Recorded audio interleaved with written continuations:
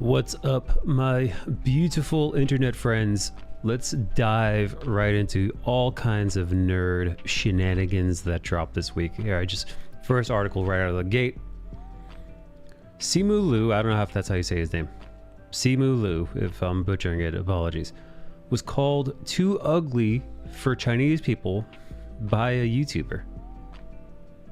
I think the video got taken down. But check this out, Bill. You little pussy.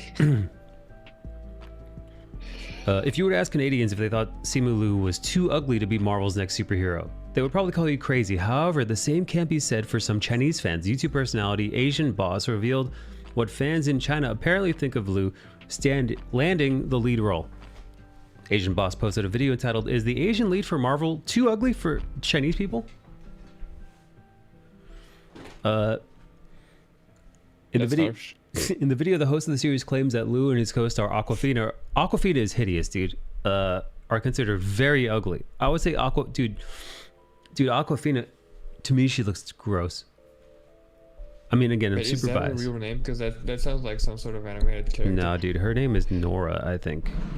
And I only know that because she was in a show about being from Queens, which I find offensive, seeing as how I'm from Queens. I hate that her and I are from the same place. Yes. Anyway, the video then cuts to several street interview clips of people examining a photo of Liu and commenting on his appearance. Most of the interviewees featured in the video are surprisingly critical of his appearance, bashing the actor for being average looking. He's just about average. I don't think he's considered handsome by Chinese standards, the woman said. Others seemed upset by the fact that Hollywood selected Liu and that he represents North American standards for attractiveness more so than Chinese. If this were a Chinese superhero movie, he probably wouldn't have gotten the role. But he got cast in Hollywood, so his looks must fit the Americans' view on what Chinese men should look like. It's probably because he has single eyelids and because he has a flat nose, is what this person said. Oh, they go and fucking. Yeah, dude, they're fucking having that ass, man. They're fucking ripping his ass up, man. They're examining him like he's some sort of anatomical drawing. Dude, they don't like him, man. Hey, he gave him a flat nose here. He shouldn't have a flat nose. Erase it. You know, he doesn't look that bad to me. I mean, listen, I'm no fucking. You know, I'm not heterosexual. I'm not a homosexual man. He looks, listen. I mean, look, he's got a nice look. He's got a jawline, right? He's got a jawline. He's got a defined chin. I mean, his eyelid. All right, so yeah, he's got a single eyelid. So what? I'm like, yeah, okay, his nose is a little broad. Who gives a fuck, man? His nose is only a little bit broader than mine, so he doesn't have a baby's nose. He's a fucking man, dude. You know? Who wants a little buttercup nose? Anyway. I don't know, this guy, he seems like a fucking baby. He seems like a fucking handsome enough dude to me, dude. God damn, dude. Yeah, you're also doing a martial arts movie. At least I hope it's like a martial arts movie, not some Crouching Tiger bullshit. So why does it matter so much? And also it's an American movie, so it kind of makes sense that they're casting him for their standards. I mean, optimally, you would cast him so that he has as wide appeal as he can get. Yeah. Agreed. But otherwise, being like, hey, this is a Chinese character. We're casting a Chinese actor, so he has to look good for China. And no, that's a bit restrictive. Yeah, 1000%. Fuck that, dude. Listen. Nothing against Chinese people in general, but it's an American movie for Americans. I know that sounds like xenophobic as shit, but guess what? I don't anticipate. This is America. No, but I mean, like, listen. Is it great? Would it be great if more people watch the movie and experience the movie and enjoy the movie? Yes. However, this is the country that you have in mind when you make a movie. Oh my God, this is racist. The same way that I don't expect the Japanese creators to cater to my needs as an American, you know, like the same way I don't expect Italian filmmakers to make movies for America, you know, like, yeah, no, this is an American movie for a Western audience, and that's all. You know, and if other people can appreciate that, fucking excellent. But yeah, no. Yeah, if you're going to cut yourself out of a movie experience because of something like this, then I don't know what to tell you, Chief. Yeah. I can understand them not liking Captain Marvel because it looked like that they purposefully made her look less attractive. Yeah. Yeah, you know who they did dirty, dude? What's that potato-looking broad? That potato-looking Asian broad. Rose Tico. Rose Tico, dude. They did her, that actress, man. They did her hell yeah. the dirtiest, man. Dude, I thought she's a cutie, and they did her so dude, well. I thought she was hideous, man, because of like they uggled her up. They actually, you know, makeup artists usually make women more attractive in movies. They did the exact opposite, man. It almost so much so that it literally makes me question if somebody behind the scenes didn't deliberately say like, hey, make Rose Tico ugly her up, dude, make her nasty. make her nasty. Make her the most repulsive character in Star Wars history. Yeah, dude, from the wardrobe to the hair to the makeup or no makeup, it was just to the lighting. Horrible. Anyway, it's so poorly done that it looks deliberate. But you know, back to our boy here. That's not the point. He's there to do a kung fu movie. And yeah, he's not supposed to be a heartthrob anyway. I don't know. Does he do martial arts? Because no matter how good of an actor you are, I can tell when you're not a martial artist and you're trying to be in a martial arts movie. Does anybody know if Simu Liu, I don't know if, again, I might be butchering the man's name, but if Shang-Chi, does he do martial? I'm no expert, but from the trailer, it looked like he was actually doing the kicks and whatnot. It looked like it was actually him doing a full split kick. From what I'm reading, he has experience. They should put some makeup on him and put him on a diet so he looks like a K-pop star. Right? No, honestly, from my point of view, if you're like, okay, D. Nicola, we're gonna let you choose. Shang-Chi, he's gonna be like this kind of like handsome-ish looking Asian dude, this kind of everyday but handsome looking Asian dude who's in great shape and looks like he could throw a punch. Or we're gonna give you a silky smooth porcelain skinned pastel colored K-pop boy. Who is built like an 11-year-old girl, and you know, but he looks great. He looks great in music videos. You know, like if those are my two choices, I'm obviously gonna go Mr. Liu.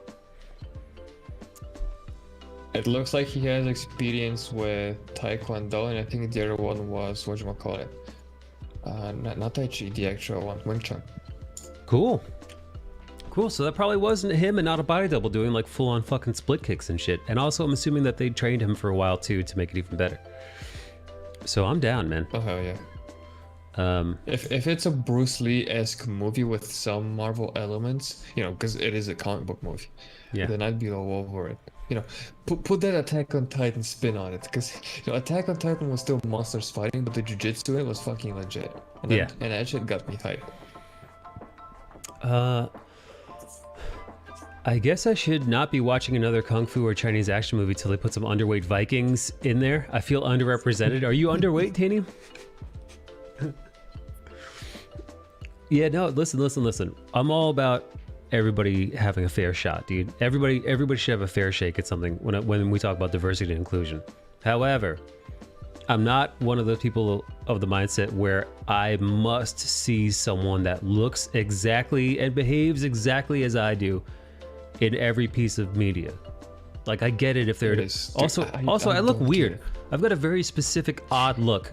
It would be almost jarring to see a dude coming out looking like me in fucking every other movie. I'd be like, what the fuck is that guy doing there? Get that guy out of here. I don't want to see that guy. Yeah, you need a hate mob against him because it's so weird. I don't get the people who need that way, and they're like, I have to see myself. Where am I? Why am I not in this? It's like, because not every fucking movie is gonna be the exact same. You know, listen, when I'm watching Lord of the Rings, right, which is based on a very specific area of Europe, kind of like The Witcher, but The Witcher they fudged it a little bit in Netflix, which irritated Bale because it's his culture's history, which I understand. But when I'm watching Lord of the Rings, as a person who's obviously not white, or at least not 100% white, who knows what the fuck my genetic makeup is, But when I'm watching it, I'm not like, why are there not people that look like me in this? Why doesn't Gimli look like me? You know, it's like, all right, listen, man, this is about old white mythos, man. Guess what? If I'm watching Hercules or some other shit, some Greek or some Romanian, Roman emperor type stuff, some Greek gods or Roman gods, which are essentially the same fucking thing, and I'm like, hey, where's my black Zeus? You know, I don't know, dude. Where's my adopted Hercules? Yeah. Why isn't Hercules adopted from Colombia? Hang on. Speaking of Shang-Chi, this will roll right into this next article that we found. Shang-Chi and the Eternals might not be released in China, specifically because of the director of the Eternals. Let me see if it says her name here. The director of the Eternals, Chloe Zhao. Chloe Zhao was born and raised in Beijing, but after being critical of the local regime, I'm surprised she made it out of there alive. Her recent Academy Award wins for Nomadland were suppressed from making any press headlines, while the movie was pulled from the theatrical schedule altogether, which isn't looking too encouraging from her upcoming film, The Eternals. As for Shang-Chi and the Legend of the Ten Rings, the first trailer came under fire in China for being too Americanized. Go fuck yourself, dude. Because listen, no news comes out of China unless it's CCP approved. So when I say fuck, I'm not gonna say fuck China, but fuck the Chinese government, dude. Fuck the CCP. Fuck this, specifically, the Chinese people are cool as fuck, dude, and have gifted a lot of things to humanity. So awesome. But fuck the CCP, dude. For real, dude. Fuck Xi Jinping, aka Winnie the Pooh. Fuck his totalitarian government, man. And fuck them imposing their will on what we produce as Westerners, as Americans, man. God forbid you say one ill word about the Chinese government. That's it, man. Chloe Zhao, who's Chinese, born in Beijing, was critical of the government, rightfully so. Well, guess what? Now she's fucking persona non grata. And dude, good for her, man. Good for her having balls on her to actually speak out about this. Hell yeah. Michael's Chinese social score just went negative and banned in China.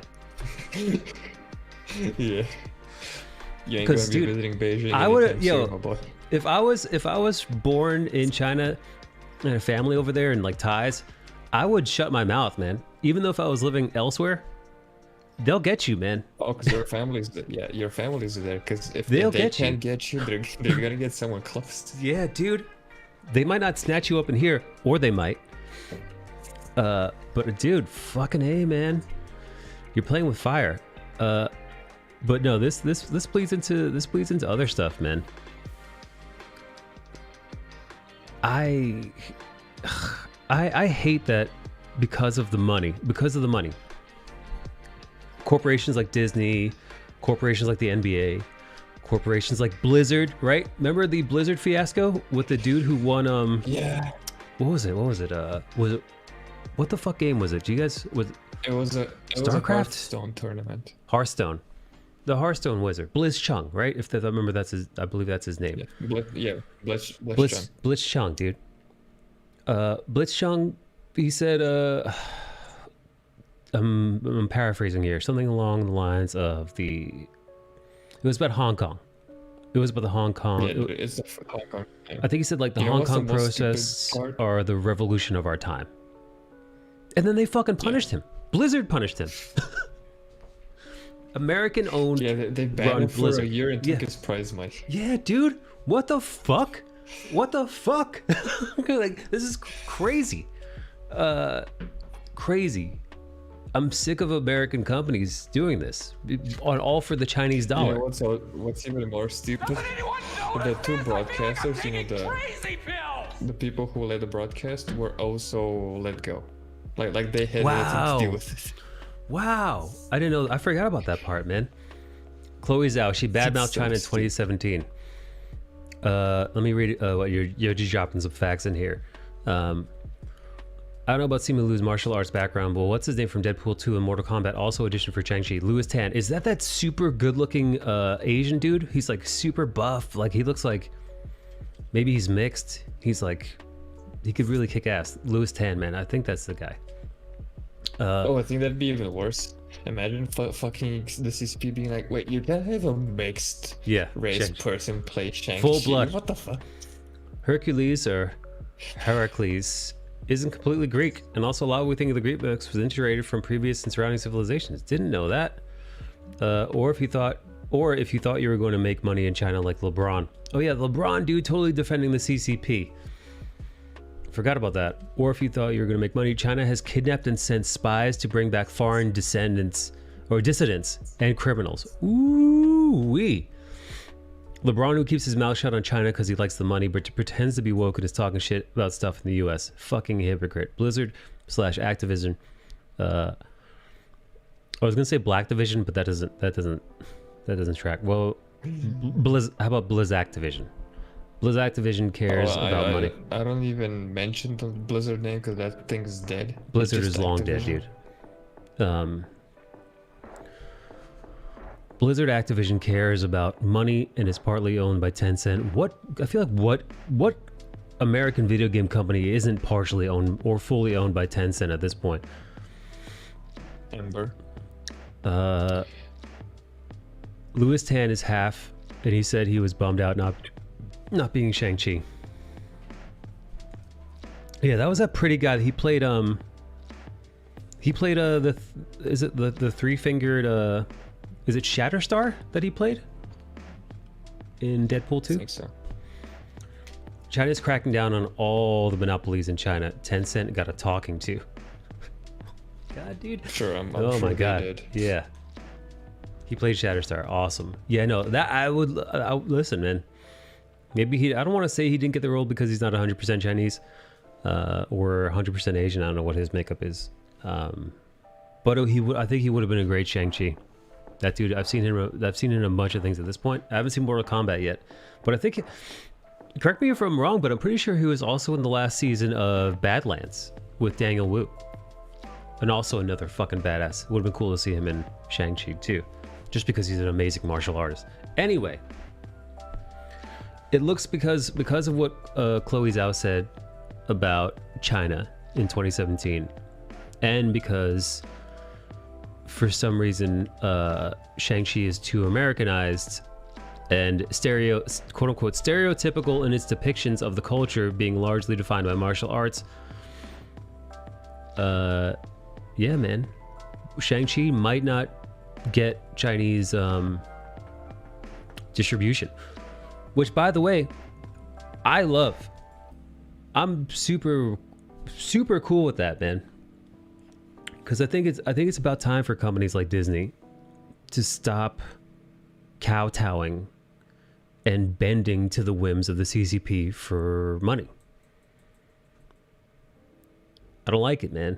It sucks. It sucks when you get a movie like Mulan, for example, where they're fucking filming it like right down the street, metaphorically, from places, modern day detention centers, which is a kind word. I don't want to say the other word. Camps, certain types of camps where people go to think real hard, especially if you're a Uyghur Muslim living in China, where they commit all kinds of modern day ethno atrocities. Yeah, Camp Krusty. Yeah, man. Yeah, no, dude. It is fucked. I'm sick of fucking Disney telling everybody how woke and diverse they are on one hand, and then turn around and thank China for their money while turning a blind eye to what they're doing to their own people. And yeah, guess what? America's no fucking heaven either, right? I know we've got our own fucking monsters, piles of issues that we deal with, but we're not doing that, man. But now let's throw that in the mix. Yeah, we're not euthanizing people. It's also a different topic. We're not sterilizing entire swaths of populations that we don't like. At least not here. Even if they don't get Chinese distribution, people will watch it in other ways. Yeah, man. Oh yeah. It's hard to hit your 8% growth quota without breaking into new markets. Less than 6% growth basically means bankruptcy. That's a problem, man. That's a fucking major problem with modern day corporations, man. It's how we end up with these megacorps. It's how we end up with Disney owning every fucking thing. It's because they just need to keep growing and growing and growing and growing like some kind of parasitic tumor that just doesn't stop. Completely killing, destroying the free market in its monopolizing path. And then, yes, having to deal because you've got a bottom line that is, because the numbers must always go up, regardless. I mean, like, even when it comes to Disney Plus, I mean, what is the end goal, man? Everyone in the world must have a Disney Plus subscription.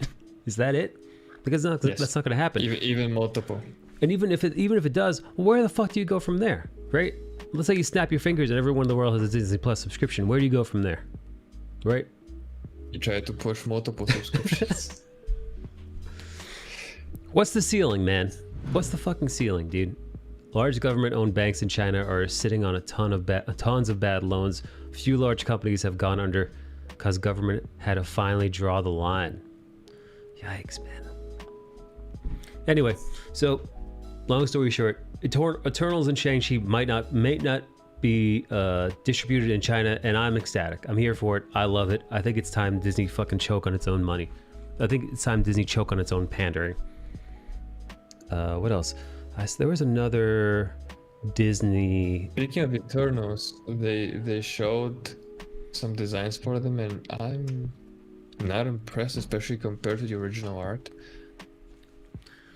They feel, like Michael Bay Transformers.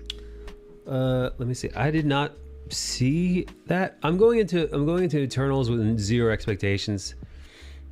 The same way I went into Guardians of the Galaxy. Guardians of the Galaxy, I knew nothing about. I only knew from the trailer, and even the trailer didn't pique my interest. But I went in figuring, hey, I'm gonna go in here with an open mind, and if we're lucky, they might show us something really cool. All right, what do you have for us? Yeah, I left a pick in the comic book channel. Okay, let's see. And also Venom. Let's not forget the Venom trailer, since we're still on Marvel or Marvel properties. Well, this push for unrealistic growth goals was what happened to Wells Fargo. Workers pushed to open fake accounts under existing customers to meet target numbers. Yeah, no, that's what I mean, man. Like, I get that Disney is a huge company and needs to make more money, but there has to be some kind of realistic expectation for what's possible, especially when it comes to this. With this article I pulled up right here, Disney revenues drop by over $600 million in the second quarter. Disney had fucking insane ideas for what their Disney Plus subscription service should be, and both Disney and Netflix failed to meet those expectations. The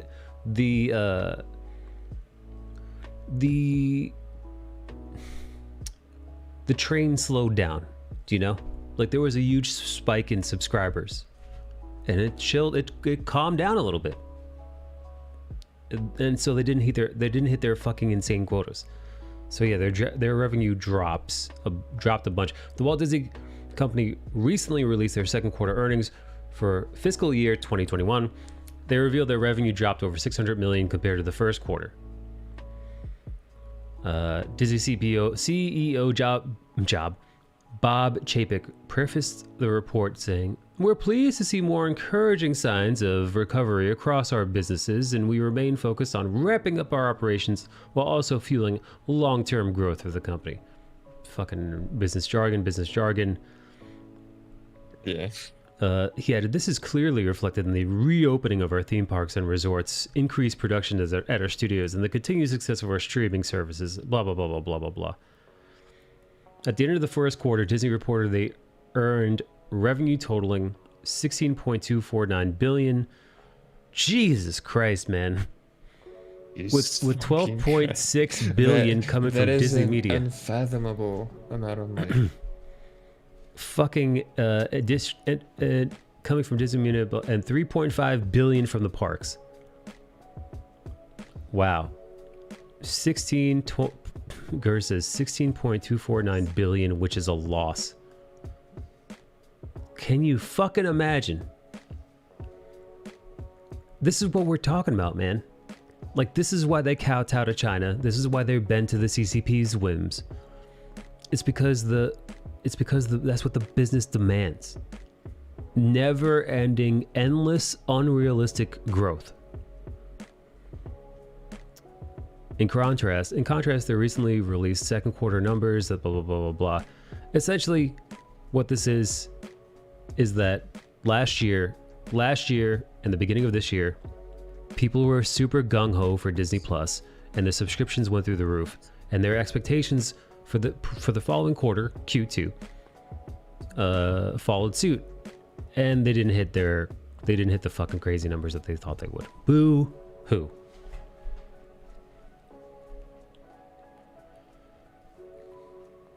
Corporate math is dodgy. Got to keep those idiot talking heads at Wall Street happy. Yeah, and nobody sheds a tear. But you know, let's pull up what Bale just dropped in the comic book channel. What we got here? All right, so this is some Eternals.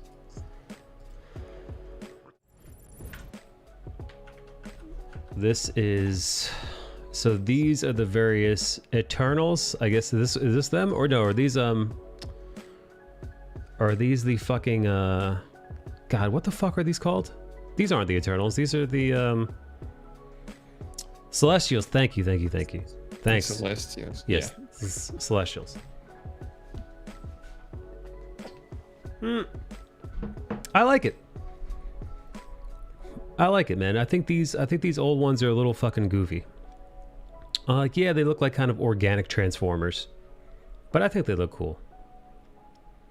The Eternals are the godlike descendants of the Eternals. Wait, what? Do you mean the godlike descendants of the Celestials? Yoji. Not bad. I don't think, dude, because I feel like, look how goofy, dude. If they did a 1-to-1 ratio, man, I think it would look. They'd look like weird Power Rangers, man. I think this is okay. I don't love it. I don't hate it. But honestly, I don't think I could have done any better, because I think if you copy this verbatim, it looks weird as shit, man. I think if you put a dude in a suit. Verbatim, but the first two have such a stark difference in their silhouettes. Like, the first guy looks like he has like a shotgun or a bazooka strapped to his back, and the second guy just has rocks floating. Yeah, I mean, I like this guy. I like the blue guy. I like the red guy. I like this kind of like robotic stuff, but this is that wacky side of Marvel, man. This is that like really weird Marvel stuff. So I don't know, man. I don't know what they could have done.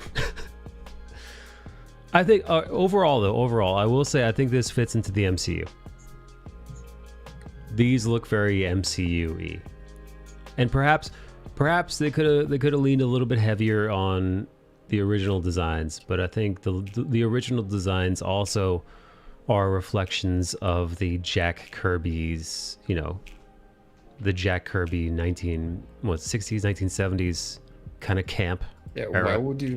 Why would you not want to honor Jack Kirby though? Well, because it fucking doesn't hold up in modern day, dude. Because this looks corny as shit. If you were watching an MCU movie and this guy fucking comes out of the corner, you're gonna laugh your head off. It's gonna look like those old Godzilla movies where it's very clearly that somebody's fucking walking around in some spandex.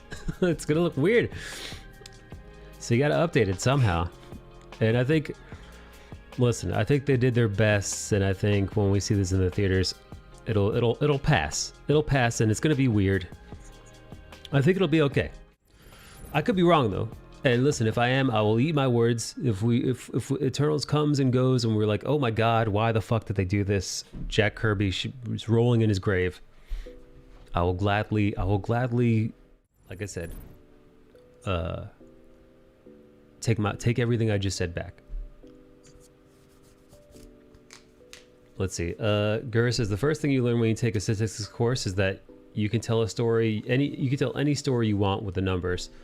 They buried on their own on Earth as a punishment for something. Also, the collector's home base is a celestial head. Just saying Disney probably has more costs than most. Something drawn in 2D doesn't translate well to 3D. Also, it depends on what type of feel you're going for. They're going for a quasi-realism plausible. They're going for quasi-realism plausible in their minds. Right. I think, yeah, no, I'm still looking at these designs. They're, you know, I'm gonna give it the same. I gave WandaVision, 7 out of 10. 7 out of 10 designs. Definitely, I'm saying their overhead, however huge, can be dismissed when they want to tell a story a certain way. Sure. You know, let's keep up this Marvel stuff. This article came out today. Anthony Mackie says he hasn't received pushback for a black man becoming Captain America. To the shock of absolutely nobody. Yeah, right. Were any of you guys expecting fucking that? Trevor fucking Noah.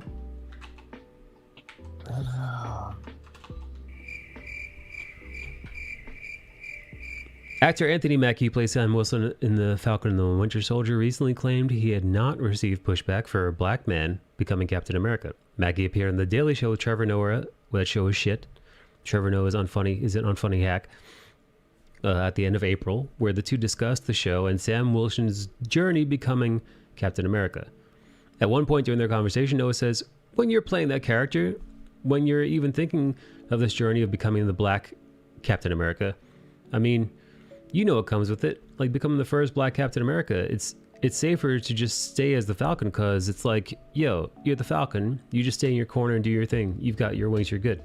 He continued, but you know, as soon as you take that shield from the white dude, there's a lot of people that are going to be like, oh, you're getting the shield because you're a black man. You've got the shield now, cause why the black man got to have a shield? You get what I'm saying? Jesus Christ, man. What the fuck does Trevor Noah think people are thinking, dude? I wish I had an eye roll animation with which that'd make him like spin with like the whatchamacallit? The gambling machines in Vegas. The host then asked, like, when you have these conversations with fans of the universe, or when you talk about it as Anthony Mackie, like, do you break it down for people? Mackie responded saying, well, what's been interesting, and I expected to have these conversations, I expected to be that internet buzz, but I haven't received that or seen that at all. I feel like we should stress that. Yeah. He expected to have to do a bunch of like, hey, I'm the black Captain America, but it's okay. And he literally got no pushback. Nobody gave a shit. Guess what, man? Nobody cares, dude. Look, I've got a Captain America shield back then. Yeah, no, man. He continued, like, you know, it's easy for us to look at the news and look at what's going on and say, all people are bad, the world is going to shit. But the reality is, most people are good people, you know? And a lot of people are really excited about the idea of the Falcon becoming Captain America and what that means, not only in the cinematic universe and comic universe, but in our true reality. Because it gives a younger generation a different perspective and a different way to look at the world, and that's what's cool, and that's what I'm excited about. Yeah, no, dude. Yeah, no, I think because of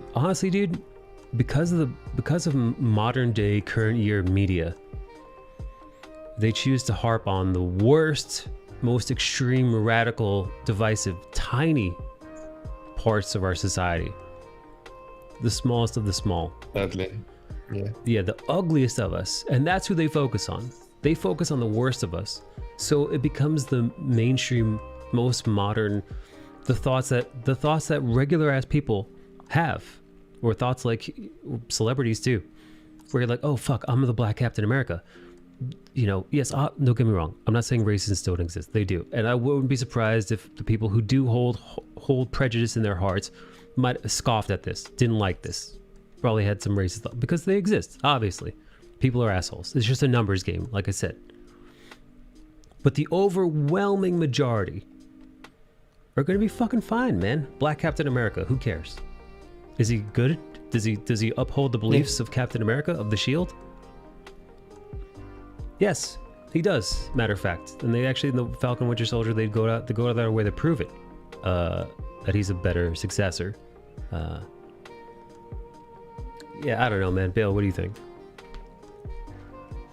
I agree. I don't know why fucking. I mean, it's also Trevor fucking. The guy's a retard. The guy's I'm a not fucking. surprised he of all people is gonna be like, oh, but what about you being black? What about a retard? He's just a guy.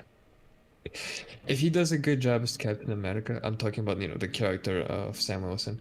If he does a good job as Captain America, nobody fucking cares if he's purple with 6 dicks and 4 assholes. When it hit me was when I heard the kid scream, Uncle Sam. I knew right at that moment it was perfect. Who can argue with kids saying Uncle Sam? Oh, that's funny. Yeah. That's funny, dude, Uncle Sam.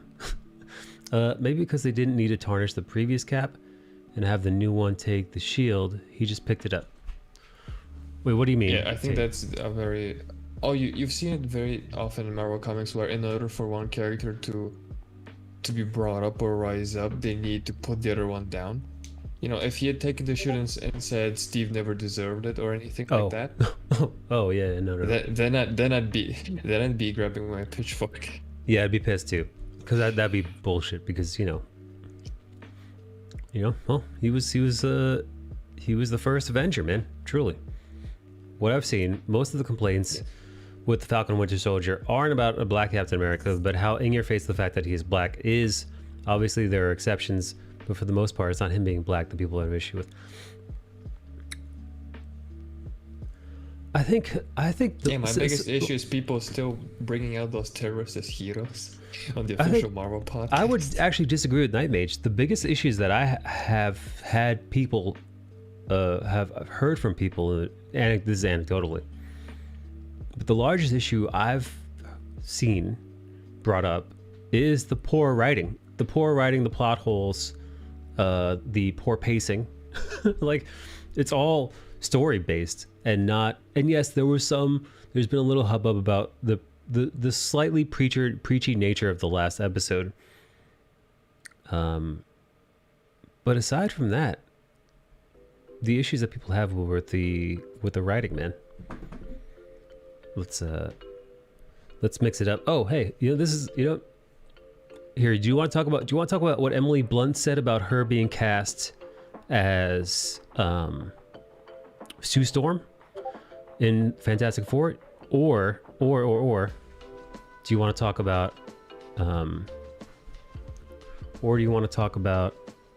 fucking what am I thinking? Oh, Power Girl. The Power Girl creator, Jerry Conway. Which one? Anyway, we can finish up Marvel and then jump to everything else. Okay. Sorry, fucking Discord noise.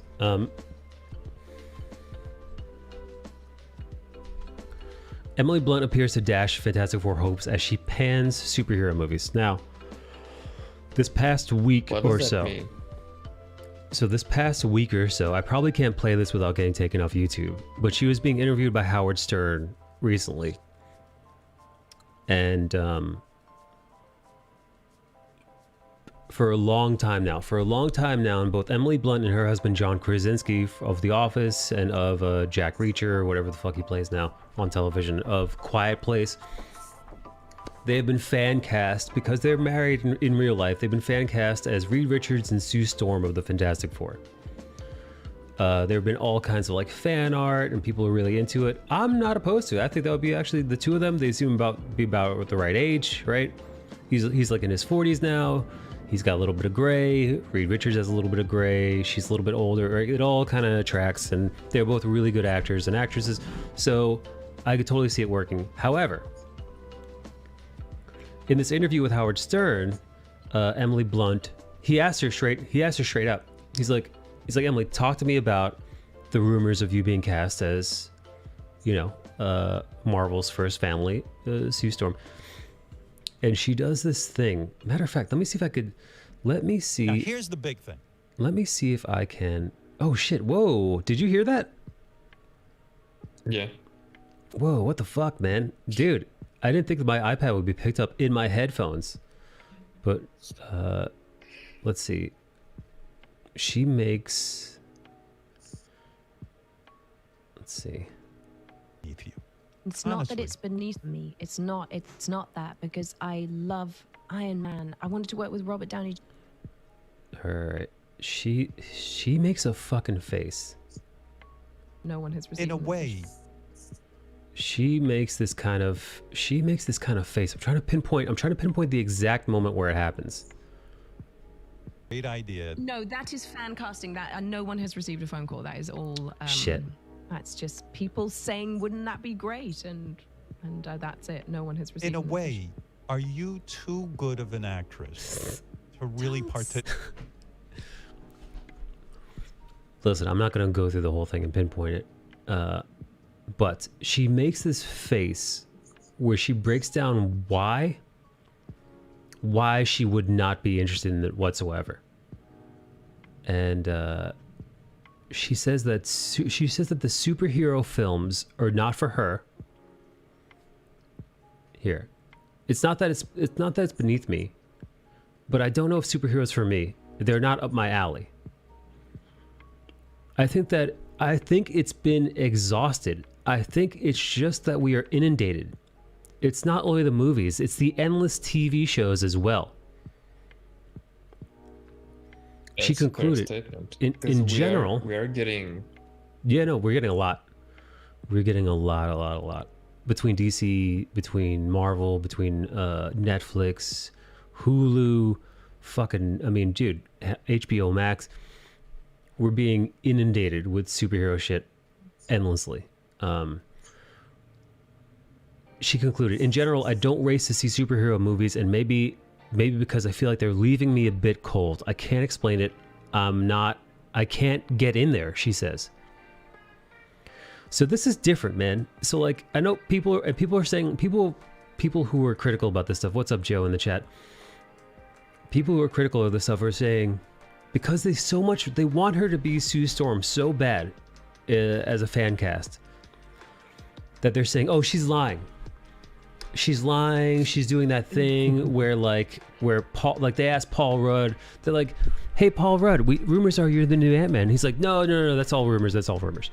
Hey, Tatiana Maslany, we heard you're the new She-Hulk.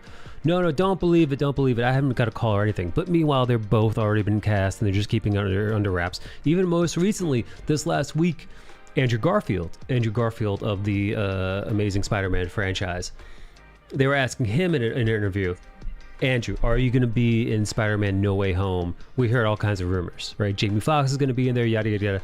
And he went on this crazy diatribe. He's like, man, that's not happening at all. I didn't get a phone call, guys. But like he kept skirting around it, and he never deliberately said no. But the interview was like, hey, I know you said like you never got a phone call. And you keep saying that, but you haven't said that you're not in the movie yet. And he's like, I don't know how many times I gotta say it. I've said it so many different ways. I didn't get a phone call. So like he was being really like elusive and like coy and strange. Is that the code Yeah. phrase phone call? Like every time they ask, they say I haven't like- gotten a phone call. Is that like them Well, I know, right? Like it's like this. using a dog whistle to say that they are cast? Yeah, it's this kind of weird like personally, I think Andrew Garfield's full of shit, dude. They've caught his stunt double on set. They caught his stunt double with Tobey Maguire's stunt double and Tom Holland's stunt double, like palling around at the bar. Like they're, like I said, his villain, his Electro, has been caught. Like Jamie Foxx. Jamie Foxx was admitted to be in the next Spider-Man movie. Yeah, so I think he's fucking around. And Paul Rudd and Tatiana Maslany, they're all being coy. But none of them went out of their way to shit on the superhero genre as a movie. Like it's a different, like when Emily Blunt is like, no, I don't like superhero films. They're everywhere and they leave me cold and I'm not interested in them. I don't go to the movie theaters for superhero movies. They're not in my genre at all. That's not her being coy, dude. She's not being like, oh, I didn't get a phone call. Ooh, no, I haven't talked to anyone. No, she's like legit like, I don't think I'm not interested in superhero movies at all. Like, this is not my jam. I don't want it. I don't want anything to do with it. Like, that's not the way I read that. Is she's not playing hard to get. She's not playing like, ooh, am I cast or am I not? I think she's legit like, I don't want to be a part of the Marvel Cinematic Universe.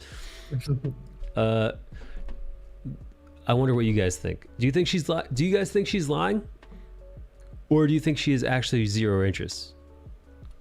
She's also an actress, so. That's true. Could you imagine? But I can see, if she were honest, I can see how she'd say that, hey, superheroes aren't for me, they leave me cold, because most of these films aren't deep and they don't have like a true message. They're just mindless popcorn entertainment. And if she doesn't want to do that type of material, then I get it. But you know, like I said earlier, she's also an actress, so she might be putting up like a front. Oh, yeah, Jack Ryan, not Jack Reacher, right? Yeah.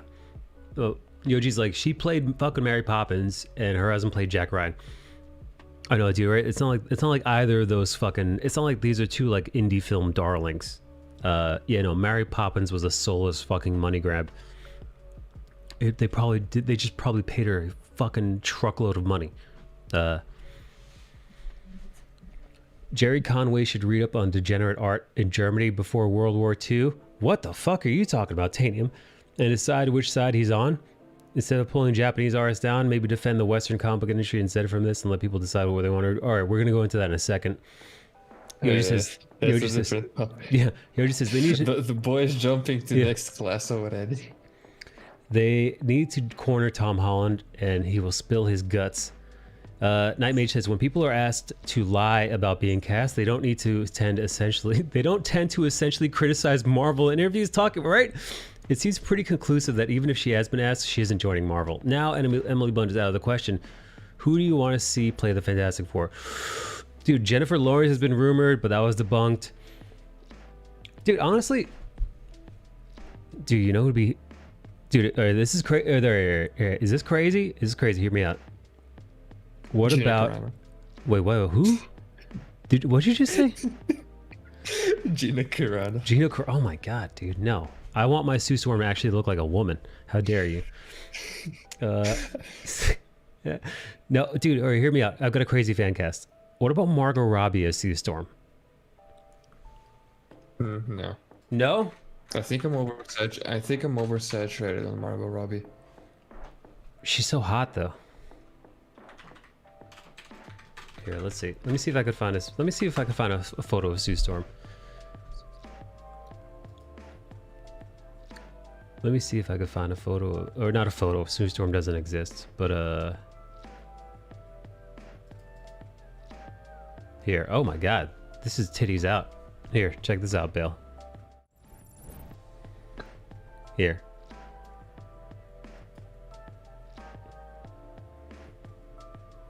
I think Margot Robbie could play this.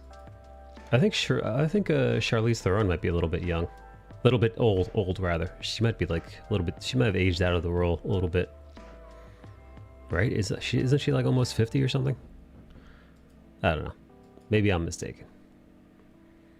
Yoji says bring back Jessica Alba and Chris Evans.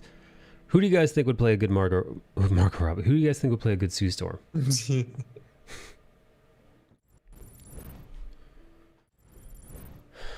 Hey, what's up, Siobhan? Siobhan says, hey, but why can we not use the same 10 YT folks? So what are you saying? You should be pull a Hemsworth and Hiddleston and cast actors that aren't in limelight. Yeah. All right, I see what you're saying. Siobhan's like, go no name. Because like, who the fuck knew Hemsworth? By the way, also, who the fuck knew Chris Pratt was if you didn't watch... He was like a tertiary character in Parks and Rec. You know, he wasn't even like one of the main players. He was like a side character. And yet they picked his ass. They picked fat version of Chris Pratt up, Chris Fat. And they're like, yo, you know what? Let's get this guy on HGH. Let's fucking roid him up. Let's juice him up. And let's turn him into a fucking leading man. And they did. So yeah, maybe Siobhan's got a point. Well, why not grab some fucking random, grab some random blonde broad off the street who looks like, yeah.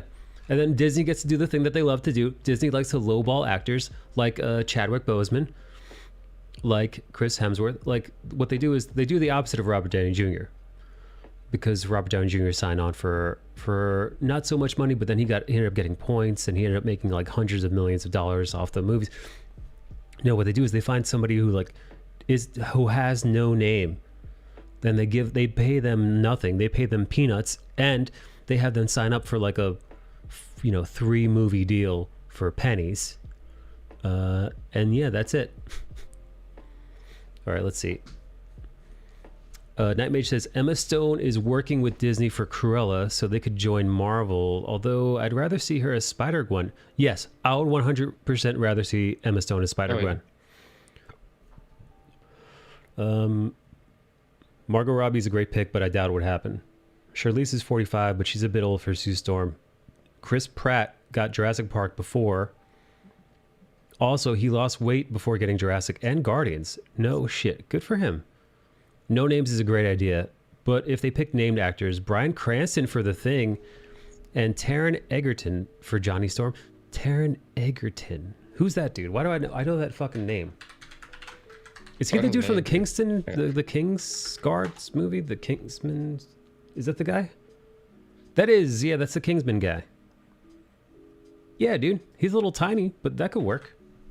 Tom Holland's a little tiny. Yeah, Robert Downey Jr. owns his face sculpt, which makes toy companies and collectors pissed. Oh my god, dude. They have to cut him a check every time they cut it. Look at that fucking guy, dude. He must... Dude. That is so smart. Dude, he couldn't pay people to give him a job when Favreau found his ass. After multiple stints in rehab, after being in jail, dude. After multiple fucking, felonies. He was fucking untouchable, and now he's got to be worth. He's got to be worth over $100 million, right? Let's see. Let's guess what RGJ's net worth is. Let's see.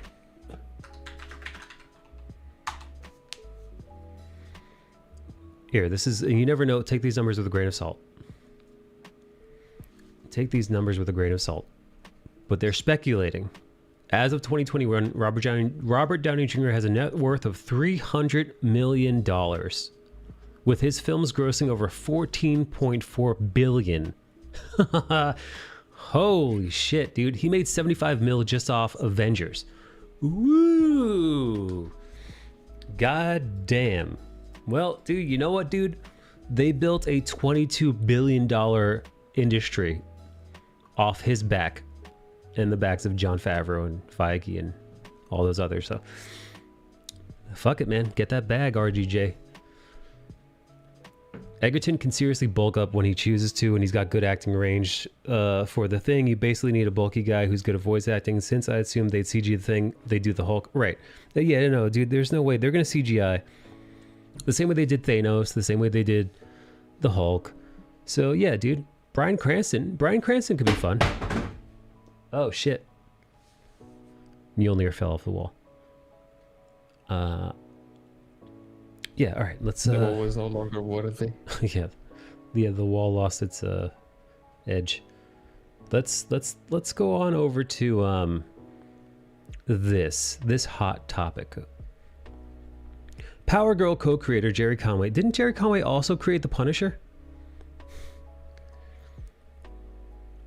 Power Girl co-creator Jerry Conway wants to see manga creators, quote-unquote, taken to task for their rampant sexism and misogyny. Where's that fucking tweet, also, dude? yes, he did create Punisher. How the fuck do you go from creating Power Girl and Punisher to this? To being a literal moron. Here, I read this yesterday, but I'll read it again. American comic artists are taken deservedly to task regularly for outrageously sexist treatment of women. Fuck you. Go fuck yourself. But rarely do I see any commentary on the rampant sexism and misogyny of manga. And manga is incredibly popular with young readers.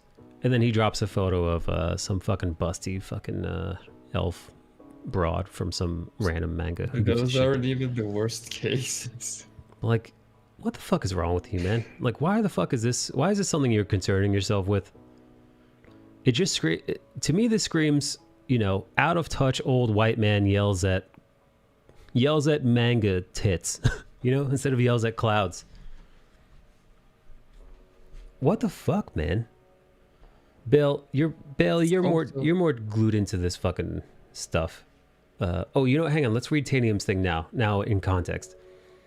Maybe Jared Conway should read up on degenerate art in Germany before World War II and decide which side he's on. I don't know what you mean by that, Tanium.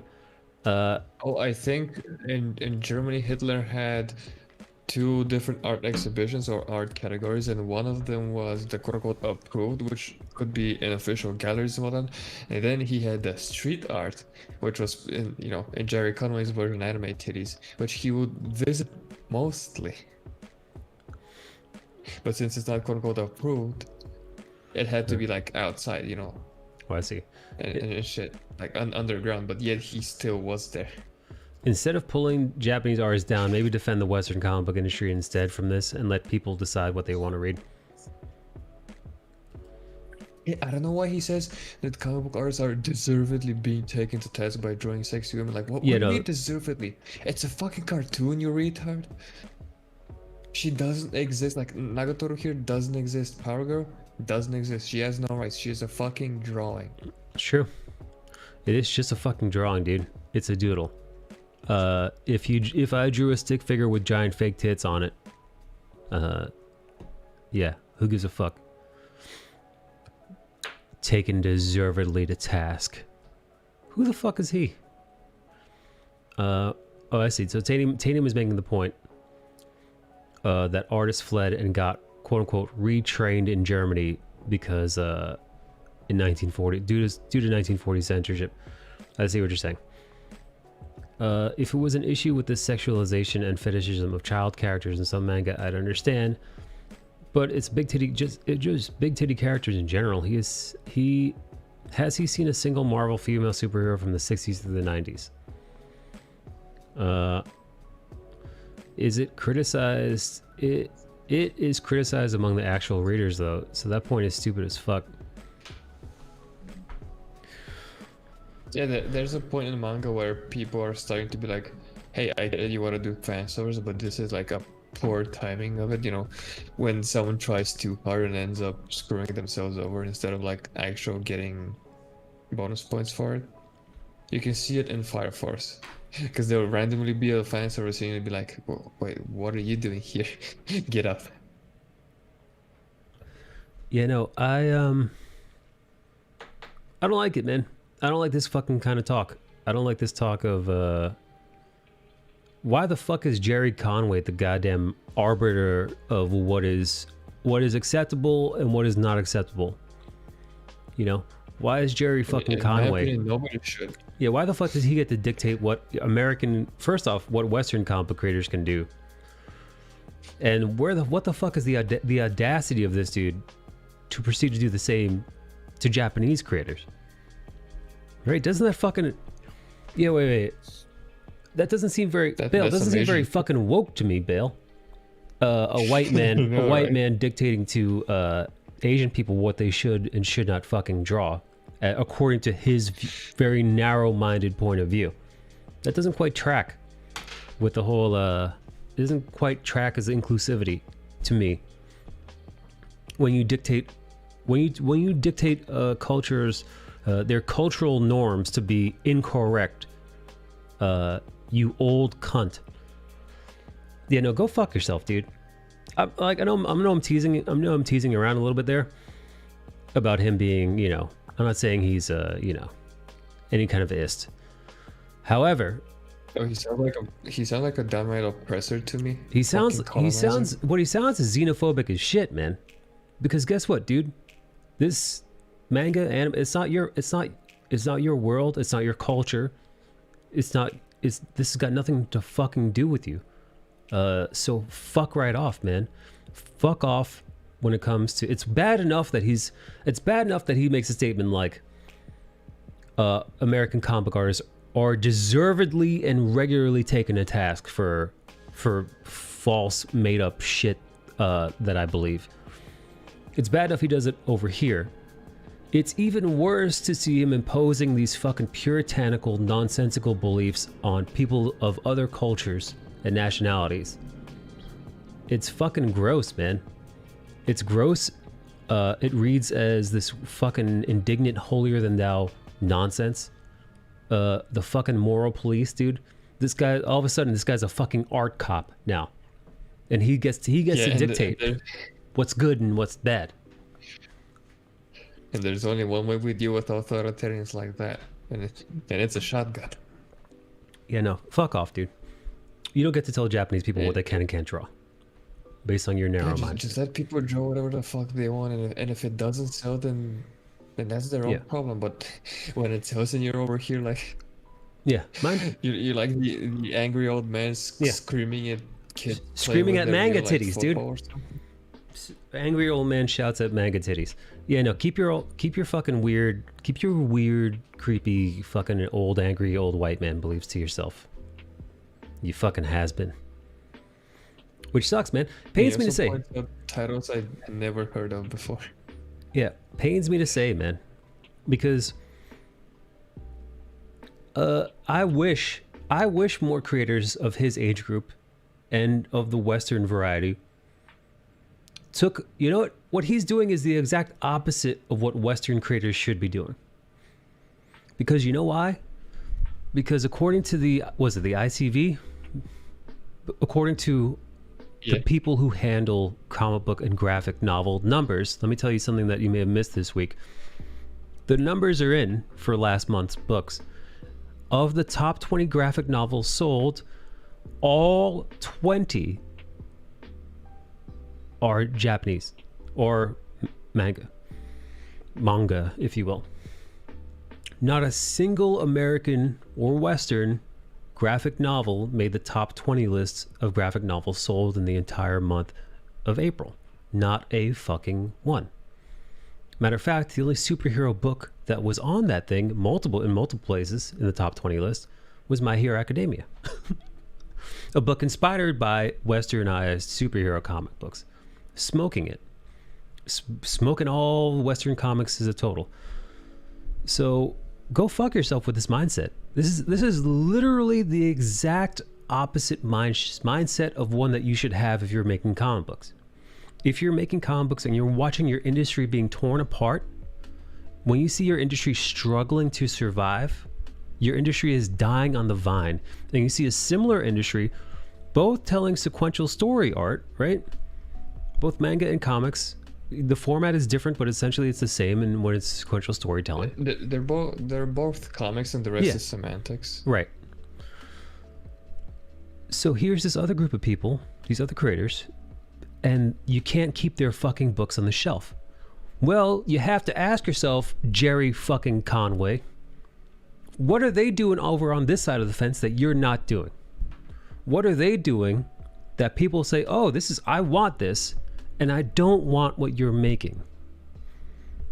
And I think it's about time for a little self-reflection, man. Not just for Jerry, but for the entire Western comic book industry, man. Yeah, and you know what really pisses me off? You know what really grinds my gears? They knew what they were doing before. They knew how to do it. Because when you look at like 2011, 12, probably even 14, 15, they did draw ladies beautifully and guys tough, and didn't fuck with the stories. Like they knew how to do it, and somehow, some way, somewhere along the path, they just forgot. They just stopped doing it. And it's also very hypocritical of him saying that, because when he created for the fucking Power Girl character. Oh, by the way, this dude created one of the most boobalicious, sexually clad women in the entire comic book genre. Power Girl has what's known as a boob window on her suit. It's called a boob window. Yeah, I don't know what the fuck. Man, maybe he needs to take his fucking Alzheimer's medication. I don't know what the fuck is wrong with him, dude. I really don't. But I'm sick and tired of this mindset, man. It is the wrong mindset to have, and it's what's burying, it's what's destroying comics. He also posted this. What did he post? He also posted this and this tweet less than a week after what happened with J. Scott Campbell's art. Like, you're so fucking tone deaf. You fucking retard. Right. Like, J. Scott Campbell got into so much trouble over a decade-old cover, and here you are saying, "Oh, they're deservedly taken to task." Go fuck yourself with a barbed wire.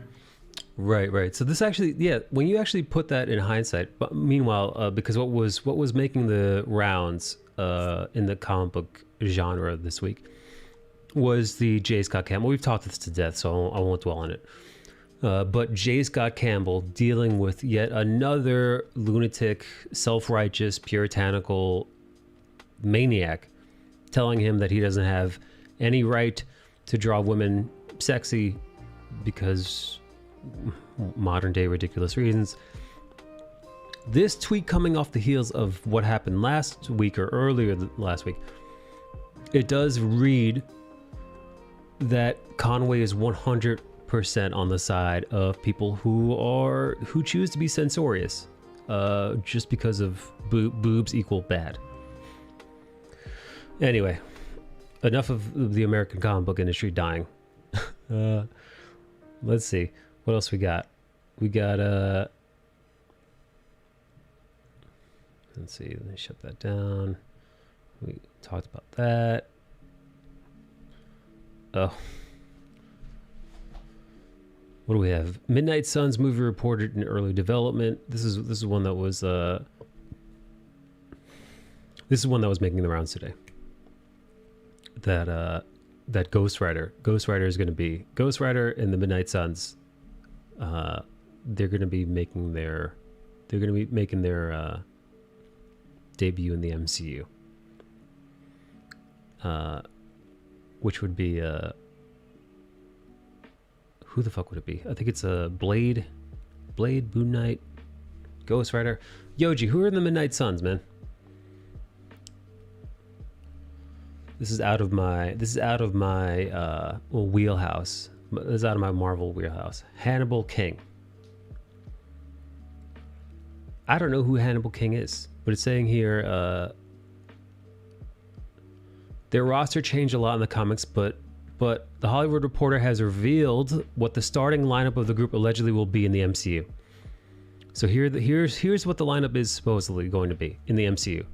Doctor Strange, Scarlet Witch, Blade, Moon Knight, Ghost Rider, Hellstrom, and Hannibal King. Which is kind of like it's almost like the fucking Justice League Dark kind of, but for Avengers.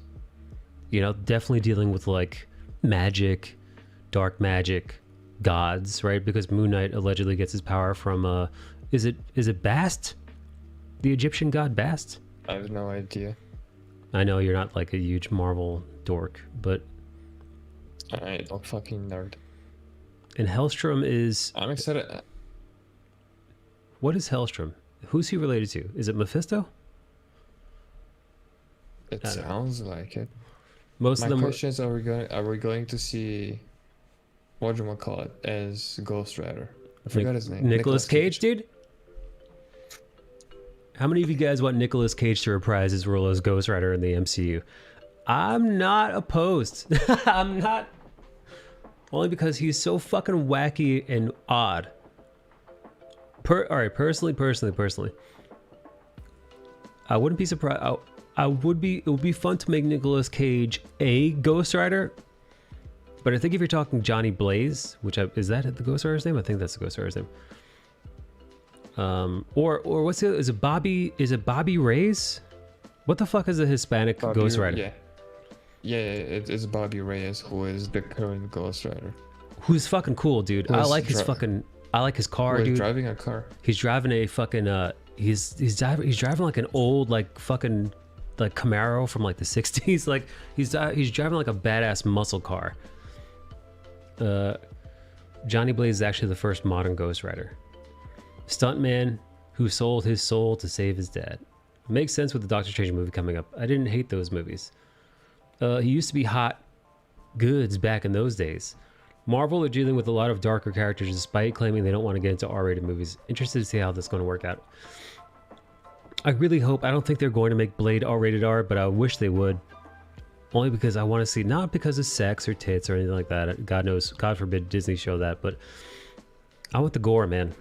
I want Blade to go in there because like I was showing you guys. I actually just finished a piece I was working on Siobhan. I was showing them the finished version of the Blade I did, and I realized while sketching Blade how fucking awesome that character is, and how great that fucking first movie was, and how blown away I was watching it.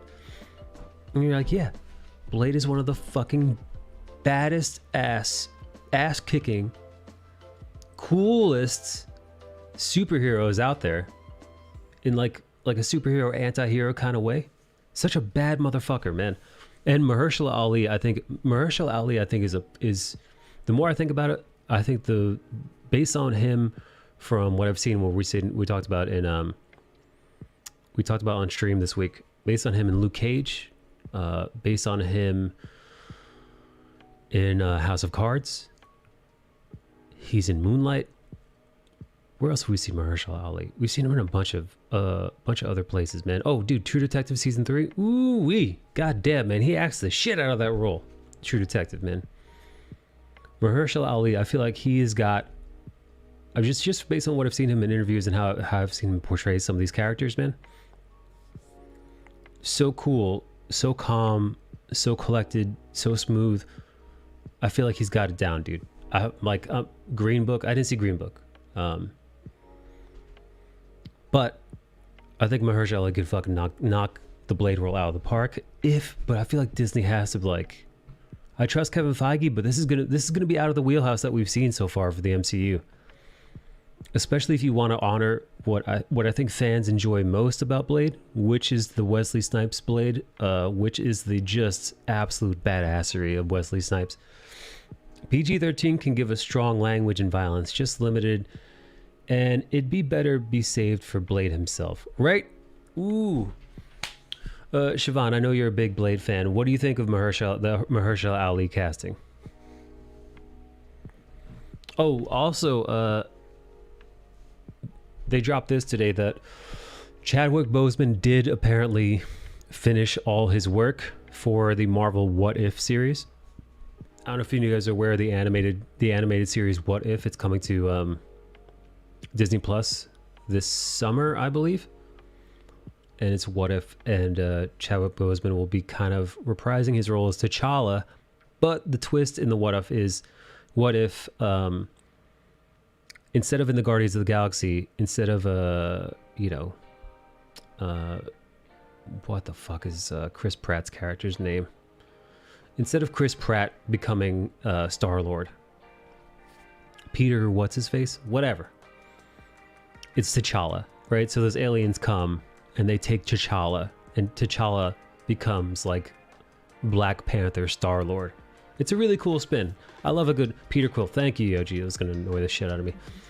It's a really fun, it's a really cool spin. What Ifs. What Ifs are fun. Anyway, so yeah, so this summer, man, the What If series, it's going to be Chadwick Boseman's last MCU appearance. Like officially, it's going to be his voice, him voicing T'Challa. Nightmare says, the Blade casting is great. If we are getting Ghost Rider, who's your pick? I know Keanu Reeves always comes up, but I think he's meant to be playing a different character. I'd love Jeffrey Dean Morgan. Ooh, Jeffrey Dean Morgan is an older fucking Johnny Blaze.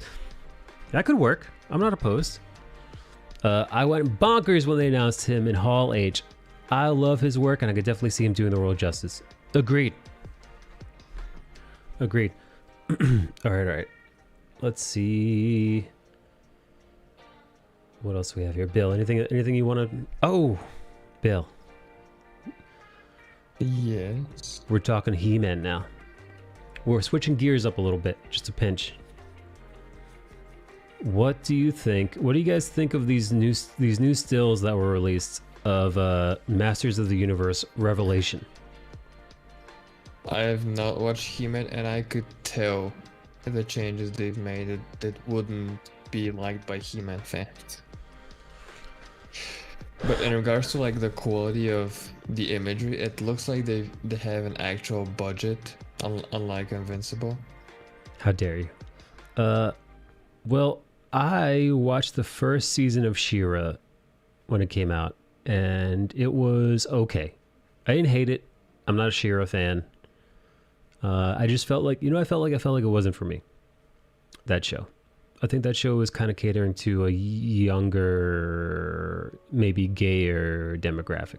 And I don't mean that like I'm not trying to use gay as a pejorative. I'm not. I'm gonna say like a younger, gayer audience. I mean like a queer audience, like which is From what I've heard, She-Ra was a fanfic and not actual like He-Man Masters of the Universe storytelling. Yeah.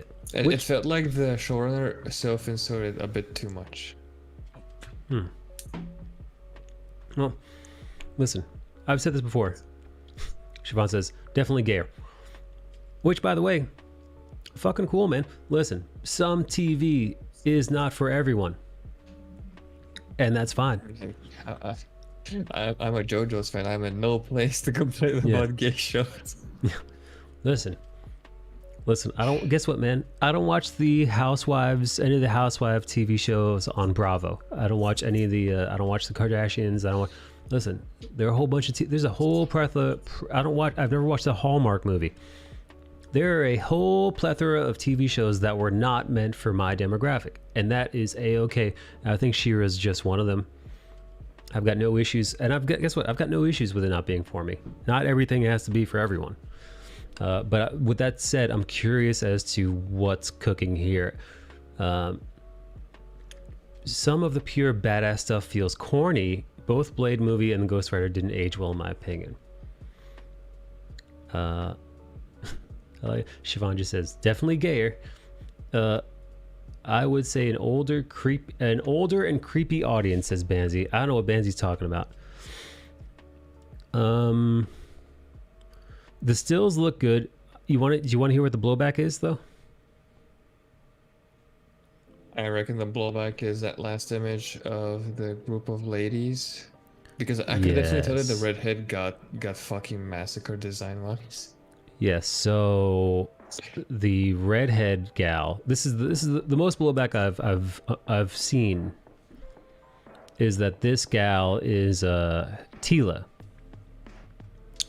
And Tila, she didn't normally look like this. So I'm actually gonna find an old version of the character and the 2000s version of the character, so you can see what she looked like then versus what she looks like now, and kind of make. Is that the guy that? Is that Trapjaw with them? This is no. His name is The only thing I know of He-Man is from Master Kanedy's drawings. That's Roboto. Dude, I watched He-Man as a child, like a young child, dude. All right, here I'm gonna show you. They did a remake in like the early 2000s of Tila. Yeah, didn't they do? No, wait, that's a Thundercats anime remake that I'm thinking of. Oh no, that was atrocious. That was horrifying. Okay, here we go.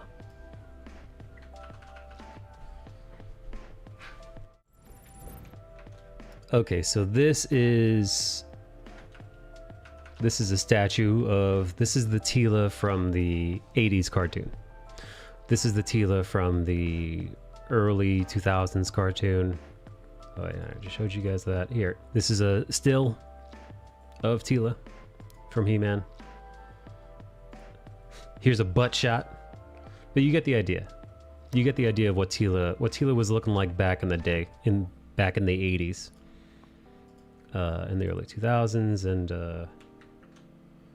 and yeah, with the statue. So this is the Tila from back in the day. So this modern Tila is kind of like, here, listen, this version of Tila that we're seeing on screen right now, it's a dude. It's a dude. It's a dude who went to gender studies. I mean, like if you get rid of the hair, which is slightly feminine hair, like that, like her jaw is stronger than mine. Like this, like the face shape, that's a man baby. Why do they always massacre my redheads? Like, come on, dude. I mean, I have no issue with muscular women, and you know that, but You do love muscular. You do love she- muscular she- women. It doesn't. She doesn't look appealing. Maybe it's the combination of her armor, her waist, her fucking masculine as fuck jaw. The brain damage haircut. Yeah. It's a lot of things not helping. I'm not a fan of the design, but also I don't particularly care. Like, I'm not so hardcore into the show that like them butching up a character. I don't know. But here's the thing. They essentially, it's like they said, hey, we're gonna take her and we're gonna turn her into the Gina Carano. We're gonna give this character the Gina Carano. Gina Carano has massive tits though. Not that, dude. Her tits. I would say her tits look like this in fucking when she's in the Mando armor. You can't actively see how big her tits are.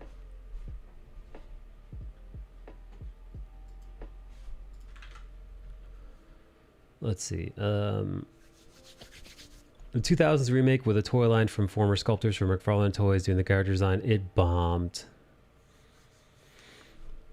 Yeah, this looks a little odd, but whatever. I prefer the old hairstyles. Despite that little hiccup that some people were pissed about, I think it looks good. He-Man looks like He-Man. Yeah, Skeletor looks like Skeletor. Yeah, I was kind of surprised He-Man looked like He-Man. Yeah, no. Yeah, no, they didn't. If anything, he looked bigger. If anything, this version of He-Man looks more buff than the old version. Yeah. Yeah, that it does. And the animation looks to be of quality. Yeah, I even like this. I even like that they made Prince Adam different. They made Prince Adam look, like skinny. Like a twink. Yeah, he looks like a twink. He looks like a twink, and then when he uses when he He-Man's out, when he hulks out, he fucking goes full barbarian. I dig it. Let's hope that the storytelling is to the fans. Yeah. Like him, because this was said by Kevin Smith that this is going to be very loyal to the original source material with the story. That's what he said. And if you don't deliver, and if you don't deliver on that, then people would be very, very much in their right to be pissed at you because 100%. Because you told them one thing and gave them another. 1000%. Fucking Smith, so he's gonna cry every time an episode releases. Kevin fucking Smith crying. Enough with that, man. Enough. You're a grown man. I understand. Listen, even I've teared up during some movies. Some. Not every. Some. Yeah, no, fuck off. Fuck off with the crying during everything. He's crying during episodes of The Flash, man. Dude, The Flash is one of the worst shows written on television, man. Stop crying during The Flash. Come on now. You shouldn't be crying during any CW show for that matter. Well, Crying you during should The be Flash. crying if you know what the character could be, and you're crying at what it's become. Yeah, you should. Yeah, if you're crying about The Flash, you should be crying about how they butchered that character in the later seasons of the show, because the first 2 episodes were awesome. Same thing with the Arrow show. Arrow got it so fucking hard. Dude. I barely finished season 3. Yeah, I mean, that's what you get when you have a vegan dad, because that he's been on that high soy vegan. He's got too much estrogen. That's what it is. It's poison his brain. This is not even me memeing that. I'm pretty sure that if he switched to like an animal-based diet, he would stop crying like in a month. Well, it was a toy turned into a story, not the other way around. Something like that. You know, dude, the reason why, dude, I read this briefly a while ago. The reason why He-Man has a giant tiger as a thing to ride around is because like Mattel, or I forget whoever, I think it's Mattel, they had a toy tiger sculpture that they didn't use for something. So like, oh, we're just gonna use this for He-Man because He-Man needs something to ride around on, and we got this toy tiger that we didn't use for our thing. So so guess what? He-Man rides around on a big tiger now. Oh god. Mattel ran out of money and the tiger was repurposed. Exactly. So this is what we're dealing with, man. But you know what, dude? Fucking so be it. Nightmage says, "What's up, B?" Nightmage says, I cry knowing that my standards used to be so low that I got through 6 seasons of each of the shows. Damn, Nightmage. You animal. All right, hang on. What's this? Oh, hang on. This is something I want to bring up. Yoji and Big Man Smurf were talking about this in the chat. This is 11 hours ago. Mortal Kombat star blasts Amazon's Lord of the Rings for lack of diversity. Here we go. Oh, here we go. Another retard. Whatever way Amazon tries to paint it, 465 million for what will probably be 10 episodes of television is at the most is an insane number. But studio head Jennifer Salk did at least attempt to justify the exorbitant investment by admitting it was necessary in the grand scheme of things to both winning the bidding war for the Lord of the Rings and to lay foundations for the streamer's 5-season commitment. So people did the math, and if you look at the extended run, the extended movie run times of each of the 3 Lord of the Rings movies, and its price tag, and the price tag on all those per minute, it's pretty much identical to the price tag for each minute of this show. What I'm getting at is they paid about $500 million to make this show. So hopefully that money gets put to good fucking use. However, the project is now coming under fire from Mortal Kombat and Power Rangers star Ludi Lin for lack of diversity, which is hardly a new accusation to be laid at the feet of Middle-earth. In fact, somebody even worked out that across both the Lord of the Rings and the Hobbit trilogies, here we go, which run for a combined total of over 20 hours based on the extended editions, Lawrence So-and-so is the only non-white actor with a speaking role. And his combined dialogue as Balg, Lurtz, and the Witch King of Angmar totals less than a minute of screen time. Of course, J.R.R. Tolkien wrote the books well over half a century ago, drawing heavily from ancient English and Norse mythologies for inspirations. But as you can see from Lynn's tweet below, that won't fly in an era where diversity and inclusion is at the forefront of Hollywood's thinking more than ever. It's going to be difficult to justify building a huge world without any characters that look Asian. Turn that imagine on us, J. Salk. It's not that hard. We're right here. Amazon boss justifies Lord of the Rings, blah, blah, blah, blah, blah, blah, blah. Does this guy have a brain so smooth you can see your reflection in it? That being said, Amazon have clearly moved to rectify at least some of that criticism by casting actors like some Hispanic sounding dude, some Indian or Arabic sounding dude, and more names I can't pronounce. Perhaps a black person in here. I have no idea, dude. Listen, here, they just listed a bunch of crazy ethnic names that I can't pronounce, so I'm assuming there's some brown people in there. And they will most likely take people out of the story. There was a pretty good Just Some Guy video on this. He was watching The Hobbit. He's like, and suddenly I'm taken out of the story because I saw an afro. This is Middle Earth. This is Celtic Europe. Where the fuck would you find an afro? Like, stick to your own universe. Let's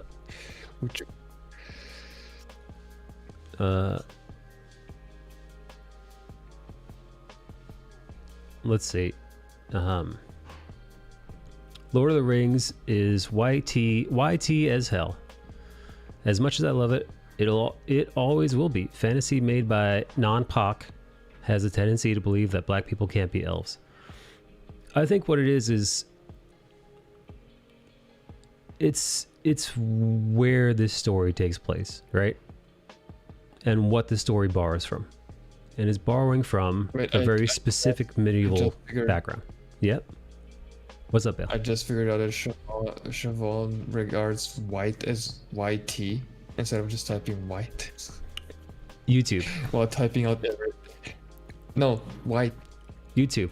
YT.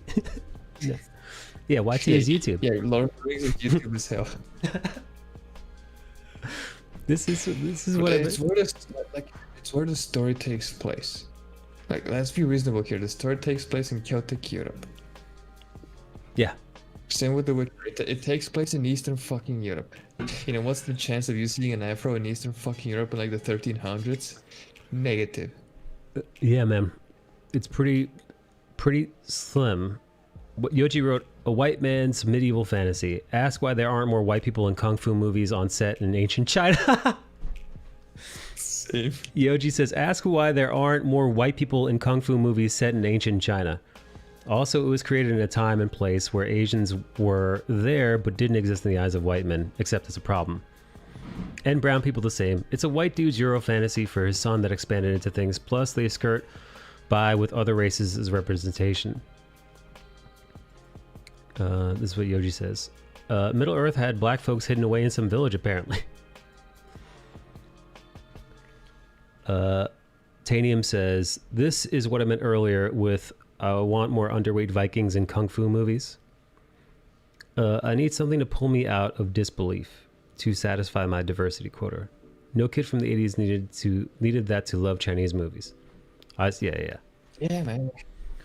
Like, when we were growing up, I didn't need to see some Slavic dude in like G.I. Joe or anything. I just wanted cool characters, and that's it. Now, so they're obviously going to be sprinkling some brown people in this series because that's just how it goes these days, whether you like it or not. Personally, I don't care. It's not like they're dealing with real mythos. Like I said, it'd be one thing if they were like, "Oh, hey, this is we're doing the ancient Greek pantheon." And then we're gonna have Latino Ares, we're gonna have a black Zeus, we're gonna have an Asian Poseidon, right? So like, if you're being historical, right, that's where it gets weird, right? It gets wacky, and it is like what Yoji said is, all right, hey, we're doing a period piece that takes place in ancient China, and there's gonna be a whole bunch of white people doing kung fu in the streets as well, and some Hispanic people, and some Arab and Indian people as well. We're just gonna put a whole. It's gonna look like a fucking. It's gonna look like a fucking Benetton ad. It's gonna look like a fucking Gap commercial in ancient China, because of reasons, right? So like, there is some merit to that argument, right? If you're doing things historically set, it's fucking strange to crowbar in diversity for diversity's sake. It looks a little weird and it might take people out of the thing. However, although Lord of the Rings is inspired by Euro medieval and Euro Celtic histories, it's still fucking make believe, dude. Middle Earth is, it's still fantasy, right? So it's not that bad. It might be a little weird, but you get used to it. I was watching The Witcher, and yeah, you saw some black folk and some Hispanic folk and some Asian folk sprinkled throughout the crowd, and you don't really fucking bat an eye. You just, at least I didn't. I wasn't like, oh, look, it's a black person in the background. Oh, not my Eastern Europe. Now, Bale might have, because he's actually from Eastern Europe. Well, I mean, you heard me even then. I still have huge issues with the fucking show. I watched it out of respect for Henry Cavill in that interview he gave where he said, no, gamers are not toxic, they're good people. Just because of that interview, I was like, okay, I'm gonna watch your Witcher thing. But I probably won't watch season 2. But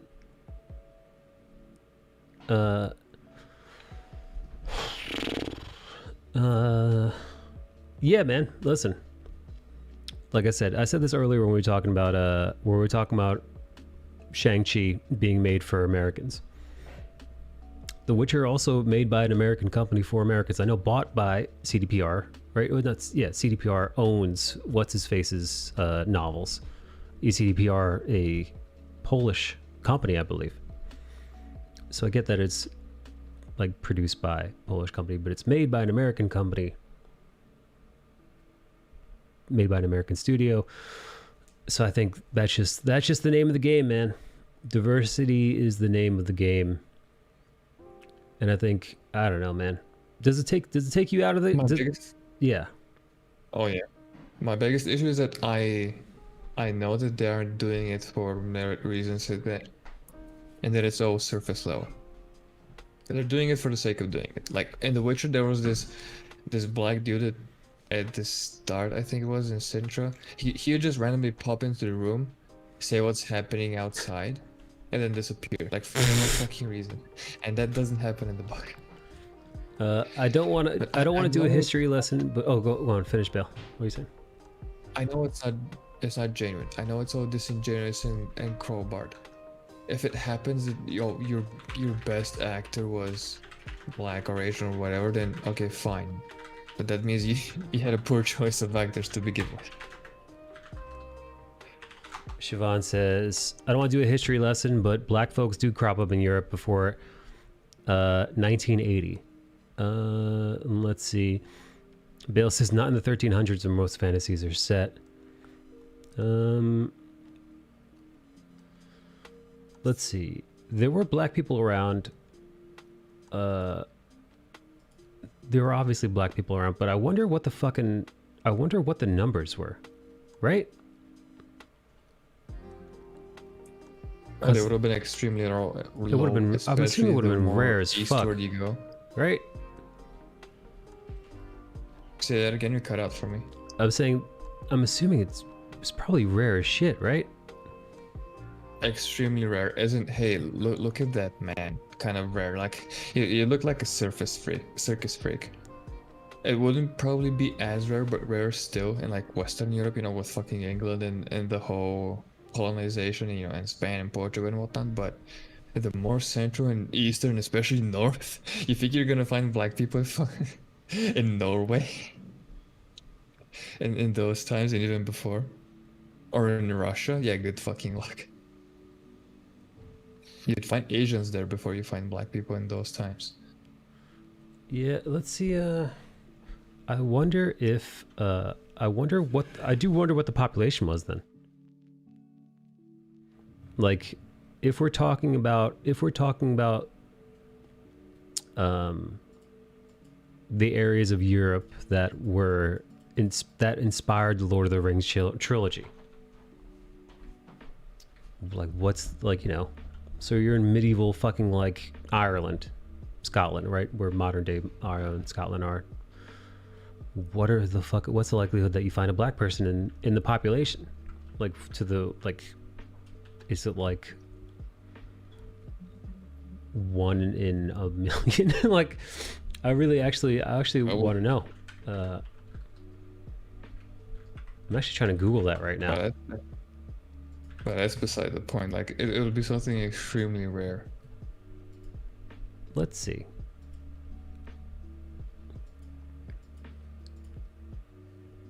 Well, let's see. To be fair, there are brown and black people in Lord of the Rings. They even showed up in some. They even showed some of the Haradrim in the movies.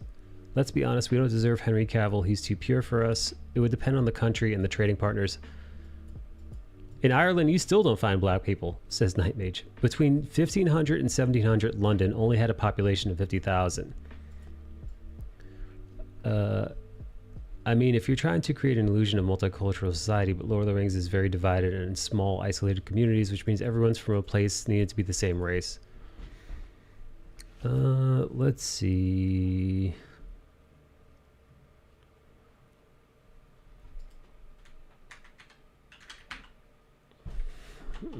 Yeah, and this is all surface. This is all skin color, and not hey. In Lord of the Rings, we have orcs, we have midgets. I mean, hobbits. We have elves. We have all these fantastical creatures. But no, let's focus on the skin color. It's so stupid to me. Yeah, no, I have fucking dude. It seems like all the articles I'm seeing are like, hey, did you know there were black people in Europe in the, you know, whatever, in medieval times? And they're like, okay, yeah, how many? 5? Yeah, but like, I'm like, yes, okay, yes, I understand that there were some black people around, obviously. Like, they're depicted in paintings and stuff. Where it's like, hey, look, we found some paintings of some black people throughout medieval Europe. Sure, of course. But like, how much? Like, what?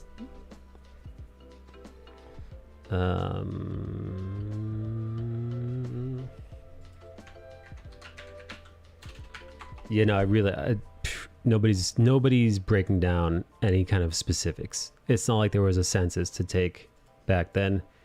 Yeah. So I'm It's not assuming. like anyone cared to count who was black, who was white, and who was Asian. Yeah, so I'm assuming that number was really fucking small, dude. I'm assuming that number was very tiny. If you look at old sci-fi, it's usually very multicultural, usually with lots of Chinese or Japanese being dominant. Don't forget, they did have travel restrictions back then and a bunch of wars. Probably small except for trade and port cities. Yeah, I'm gonna be curious. I'm gonna be curious to see, or I am curious to see how the newer version of Lord of the Rings does. When it comes to diversity, like I wonder how diverse they're gonna make the Lord of the Rings show. Because listen, man, I'm not a super hardcore Tolkien dude. So I don't know, man. I know like there are other races. I know there are other races in the Lord of the Rings world, Middle Earth, right? But they're usually pretty broken off, right? Don't they?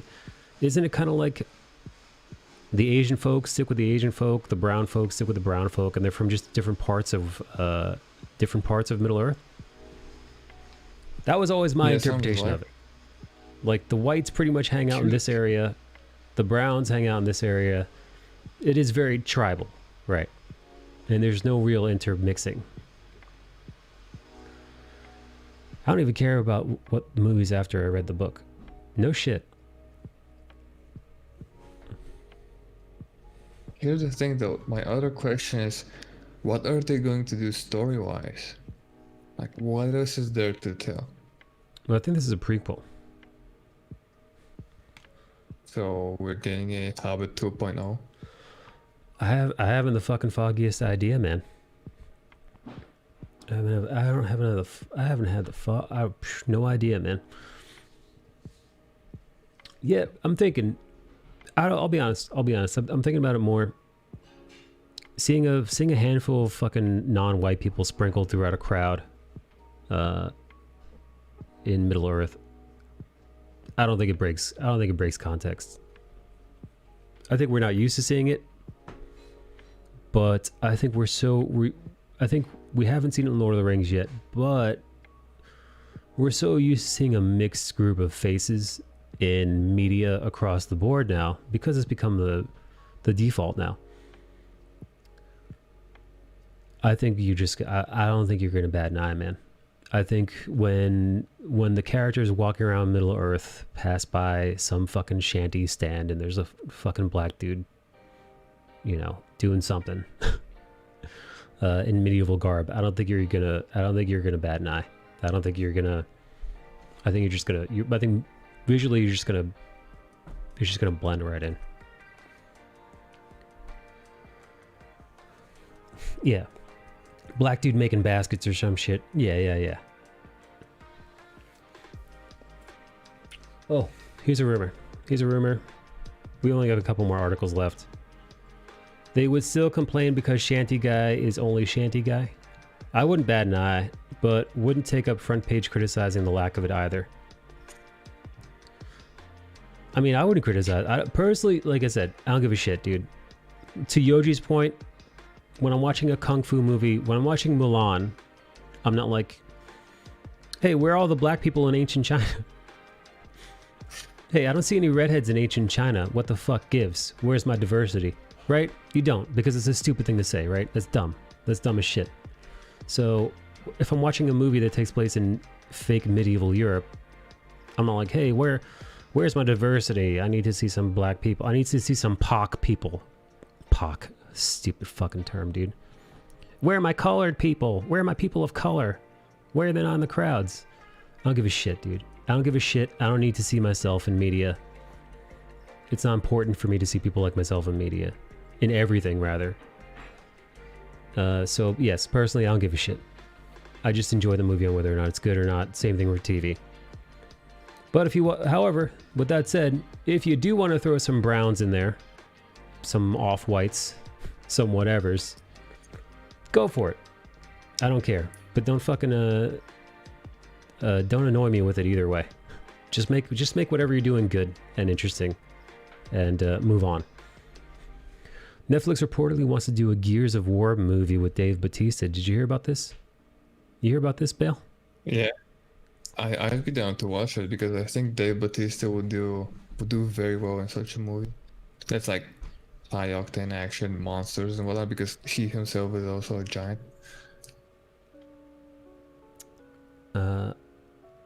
Let's see. Dave Bautista's dream of making and starring in a live-action Gears of War pick may finally become to fruition. Well, apparently, dude, it emerged earlier this week. In fact, he turned down a role in the Fast and Furious, Dave Bautista, in order to try and get production rolling on a Gears of War film. Despite this concerted effort, though, the series, the third-person shooter with blah blah blah blah, remains exclusively in the realm of video games, but perhaps not for long. Yeah, Terry Crews is interested in the project as well.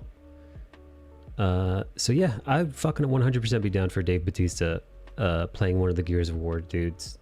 It could be a high octane action, fucking crazy, fucking like just epic action adventure. That's a monster movie basically. So yeah, hell yeah. Give me a giant dude with a giant chainsaw sword, chainsaw gun. How dare you? I'm fucking down. Yeah. Diversity in movies shouldn't be about inserting a checklist of different groups in every single movie. It should be about making sure those groups have equal chance at being in movies, and not about having every single movie be about a white male. That's fair, man. Now that's a fair take, dude. That is a more than fair take. Everybody should have an equal shot. 100%. I don't know Gears of War, except it's a game. It's a very fucking fun game. I played the first two. Here we go. Oh, this is from a couple days ago. Zack Snyder says Black Superman is long overdue. Here we fucking go. Zack Snyder gets my support and then instantly throws it in the trash can. Fans have been threatening to boycott the comic book icons. What is this? KG awarding Night Mage with a subscription. Thank you, KG Chan. Appreciate you, KG Chan. Whatever happened to the Halo TV series that was in the works? Who knows? Who knows? Let's see. In which the theory only serves to push Henry Cavill's Kryptonian further in the background. The first draft of the script is currently being written by Ta-Nehisi Coates, who is terrible at writing comic books.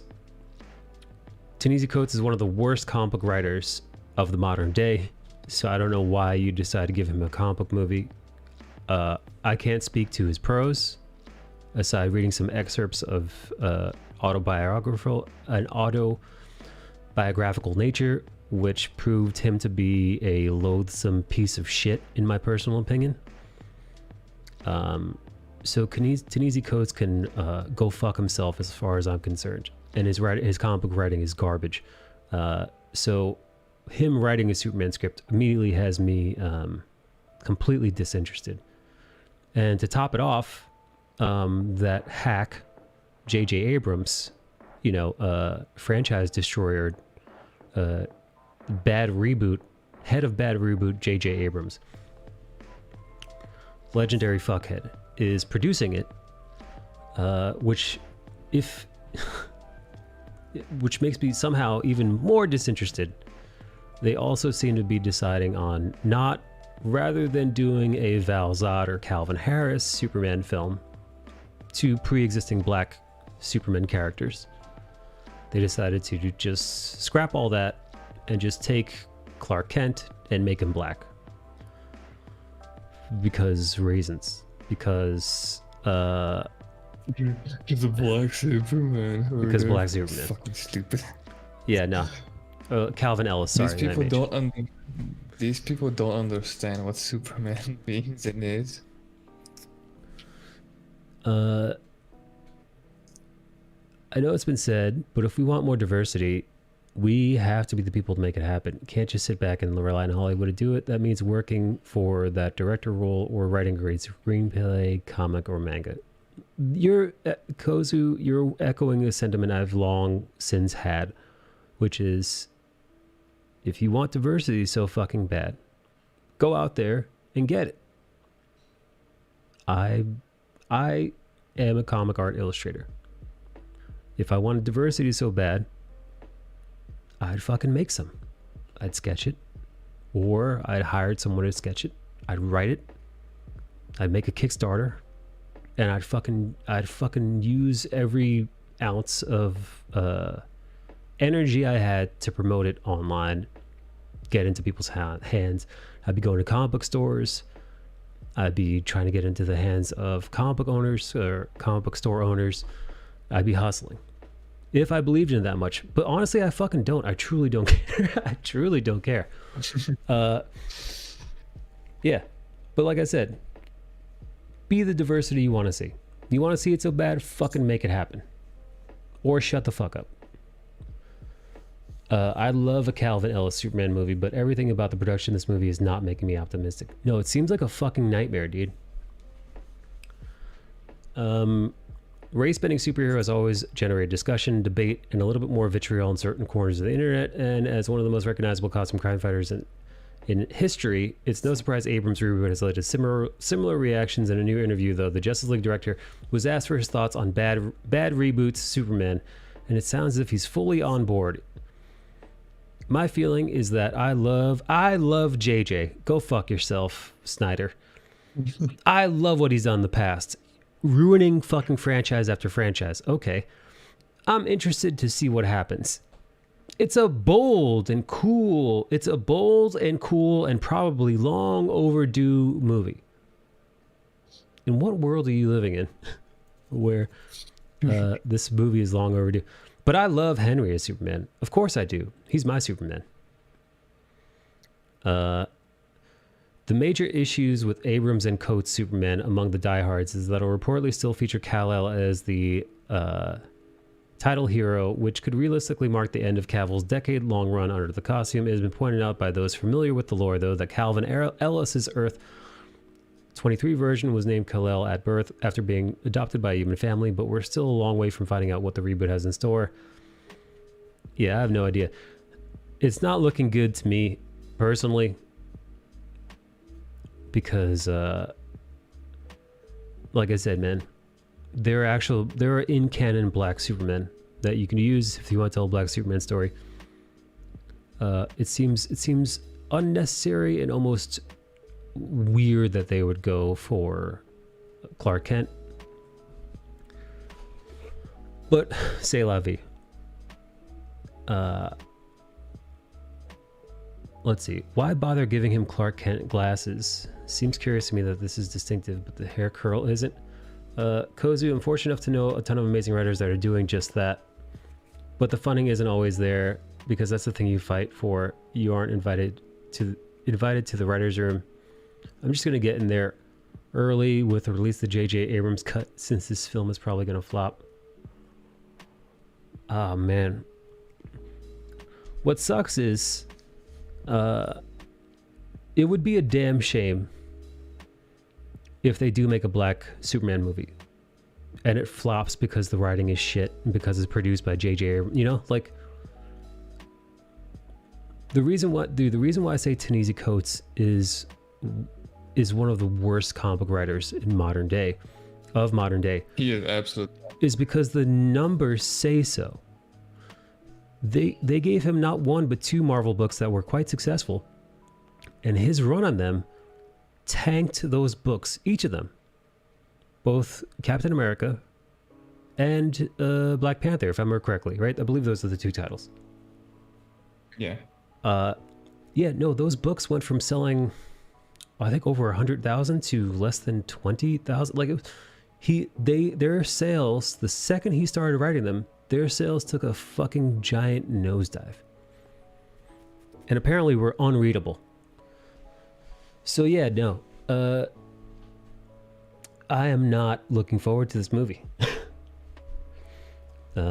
Yeah. Yeah, this is the definition of you setting yourself up for failure.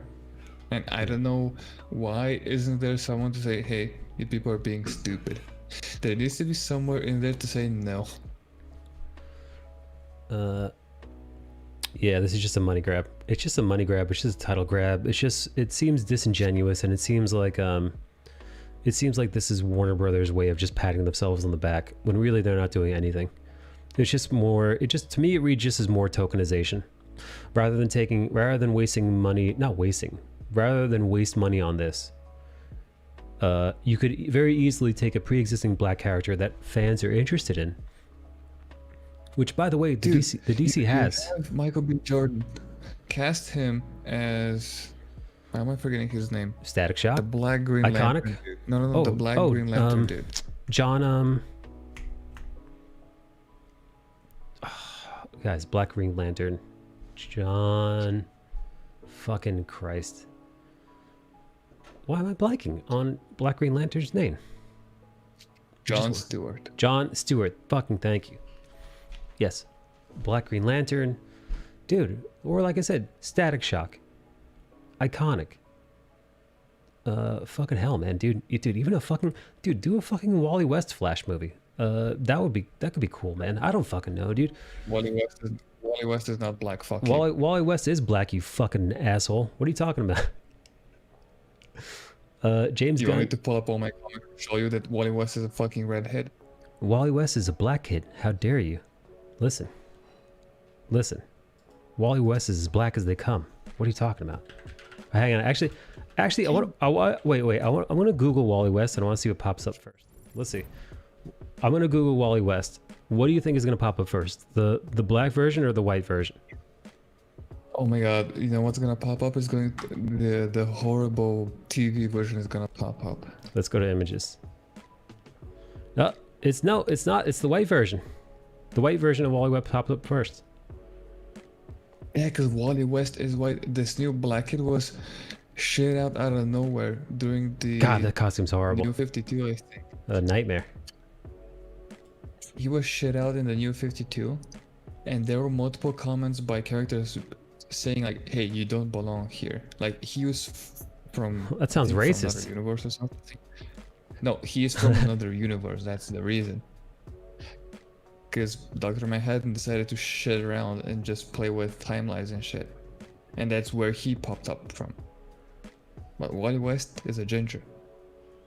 You know, I'll be honest, dude. I actually forgot that. I forgot, to be honest, because my most the overwhelming experience that I've had with the Flash is from the CW TV show and the Snyder movies. The Wally West that I know is Black Wally West from the Flash TV show. God, that costume is shit, man. God, that costume is fucking horrendous. It looks like rubber. Oh man, it looks so bad. But yeah, no. Yeah, in my mind, Iris West and Wally West are both black. For real. I'm not saying that to be divisive or anything, but like in my mind, when you're like Wally West, Iris West, I'm like, oh, those are two black characters. Dude, the same way you're like, if you're like, hey, Nick Fury, right? When I'm like, hey, Nick Fury, right? Sam Jackson, right? At this point, Nick Fury is Sam Jackson or is black. Which I'm sure to some old school comic book nerds, when you say Nick Fury, they think of the dude who looks like a, eye patch, gray hair, cigar in mouth. The fucking David Hasselhoff version. Let's see. James Gunn is my favorite filmmaker, but DC have him. Why not get him to make some more movies with like a Superman reboot? At least it'll be watchable, enjoyable. It's being set up to fail on purpose, so they can say people don't want it, and they tried. The CW version was trashed, more like Eddie East. Eddie East. The silver works better. The skin blends with the costume color. He got weird tits in the yellow suit. If they did a redhead Wally West movie, would that be the first redhead superhero movie? Dude, why are people getting weird about them getting rid of redheads? Because it's been happening for years and it looks like a weird pattern. But like, here in the chat right now, do any of you care about redheads? Like, do any of you care about redhead representation? Not representation, but it's weird that every time there's a redhead, they're always race swapped to black people. Why you do that? What's the reason behind it? That's fun. It's actually, dude, it's funny to me at this point. I mean, I bet you've seen the giant image of a list of all the swapped redheads. Let's see. I'm gonna type that in.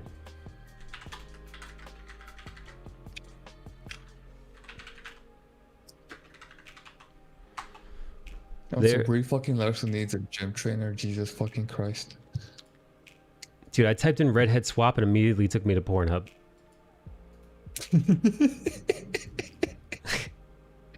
I mean, when you word it like that. Oh my god, dude, they're calling it ginger racism.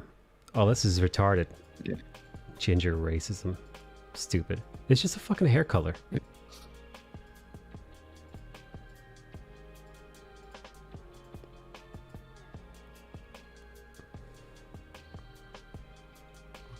Here we go. We got a listen. There's a whole. Oh my god! I found a whole list. This is from 2 years ago, though.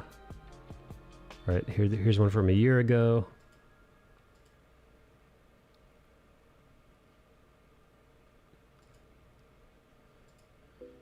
All right, here. They got a fucking. All right, there's a whole ass list, and a bunch of these I don't even fucking remember. I don't even recognize. Guys, you guys want to see the whole list of you guys want to see the whole list of quote unquote ginger racism?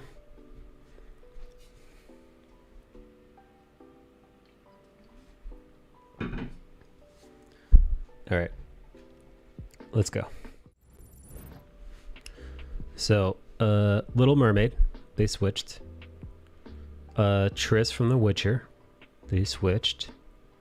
Hawk Girl on the CW TV show. Heimdall apparently was a ginger. Electro. Kid Flash, aka Wally West. Iris West. Jimmy Olsen. Starfire. Starfire is a bit of a fucking stretch though, man. Starfire is a stretch. She's a fucking alien and she's orange. Yeah. All right, come on. Also, I wish they should have made her orange, by the way. Yeah. I don't know who the fuck Alice Moynihan is. And Little Orphan Annie. No idea. Let's see, I think this is the same list. Oh yeah, look. Oh, this one includes Mary Jane.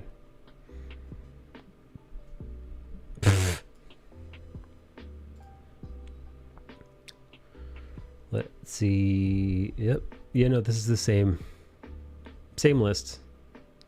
They got some others, I think, maybe.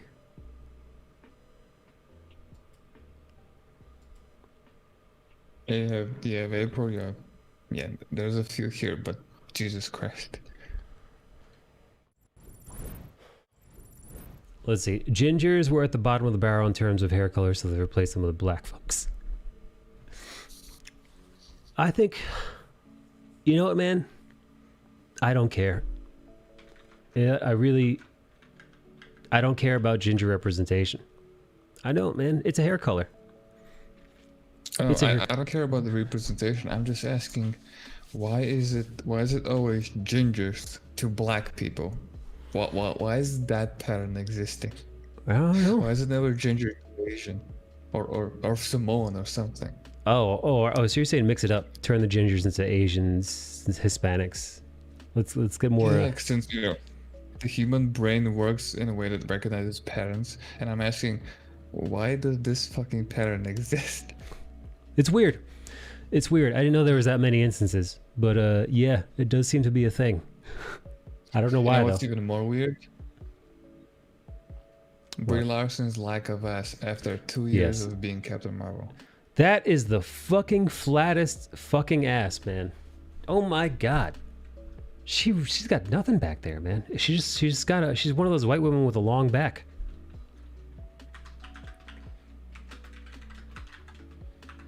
Guys, why is Brie Larson's ass non-existent? Guess she hasn't had someone introduce her to ass workouts and the benefits of having a giant thick ass. Here, I'll show you. I'll give you guys the fucking. I'll show you a meme that somebody yelled at me for posting. Again. Yeah, no, this is one of the first. Every now and then I post a meme and people get upset because they're fucking assholes, and I tell them, instead of apologizing, I rightfully tell them to go fuck themselves and get the fuck off my Instagram, and they do. But yeah, Yeah. On. yeah, no, her ass is so fucking flat. It's almost concave. Like I said, if it wasn't for the belt, you wouldn't know where her back ends and where her ass where her back ends and where her ass begins. Yeah. Yeah, baby's got back. Literal, just a long back. Baby's got all Here's back. another sad part. Brie Larson isn't unattractive. She is quite pretty. She has great tits. Why would you not turn her into a bombshell for a character who is known to be a bombshell? Yeah, no, they want her. No, not Carl Manvers, dude. Carl Manvers is known for looking like a man. What are you talking about? Oh god. I Yeah. haven't heard that name in Yeah. years.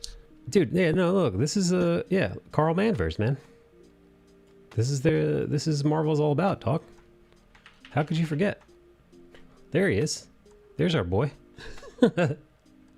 That's why. That's what they were doing. They gave her the Carl can't Manvers believe- workout. Can't believe that came out in an actual Marvel comic, in a professional Big Two comic. It's just fucking saddening.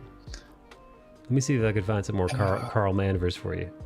Anyway, well, there you go. What? This is fucking. It's cringy, man. It's embarrassing. I hate that she's striking a sexy pose here. This is her Yeah, putting her if ass out, there's man. Yeah, if there's a pose that brings out your ass as much as it can, this is one of them. Yeah, she's really And trying there's here. nothing there. She's not about that squat life or hip thrust. Yeah, dude. So Jesus Christ, man. All right. Dude, you give me Brie Larson in 6 months, you won't be able to recognize her. She will be looking like old school Captain Marvel. I mean Miss Marvel. The rumors around She her. shouldn't be asking for that.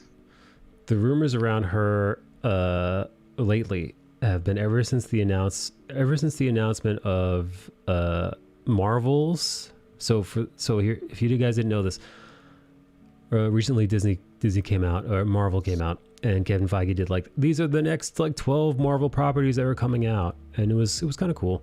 And it reminds you that like these shows are coming out and these movies are coming out, and you know Black Widow is on the way, and Eternals, and yada yada yada yada yada. Wakanda Forever, Doctor Strange, Spider-Man, and instead of Captain Marvel 2, we're getting The Marvels, which sounds like an old fucking like Motown group.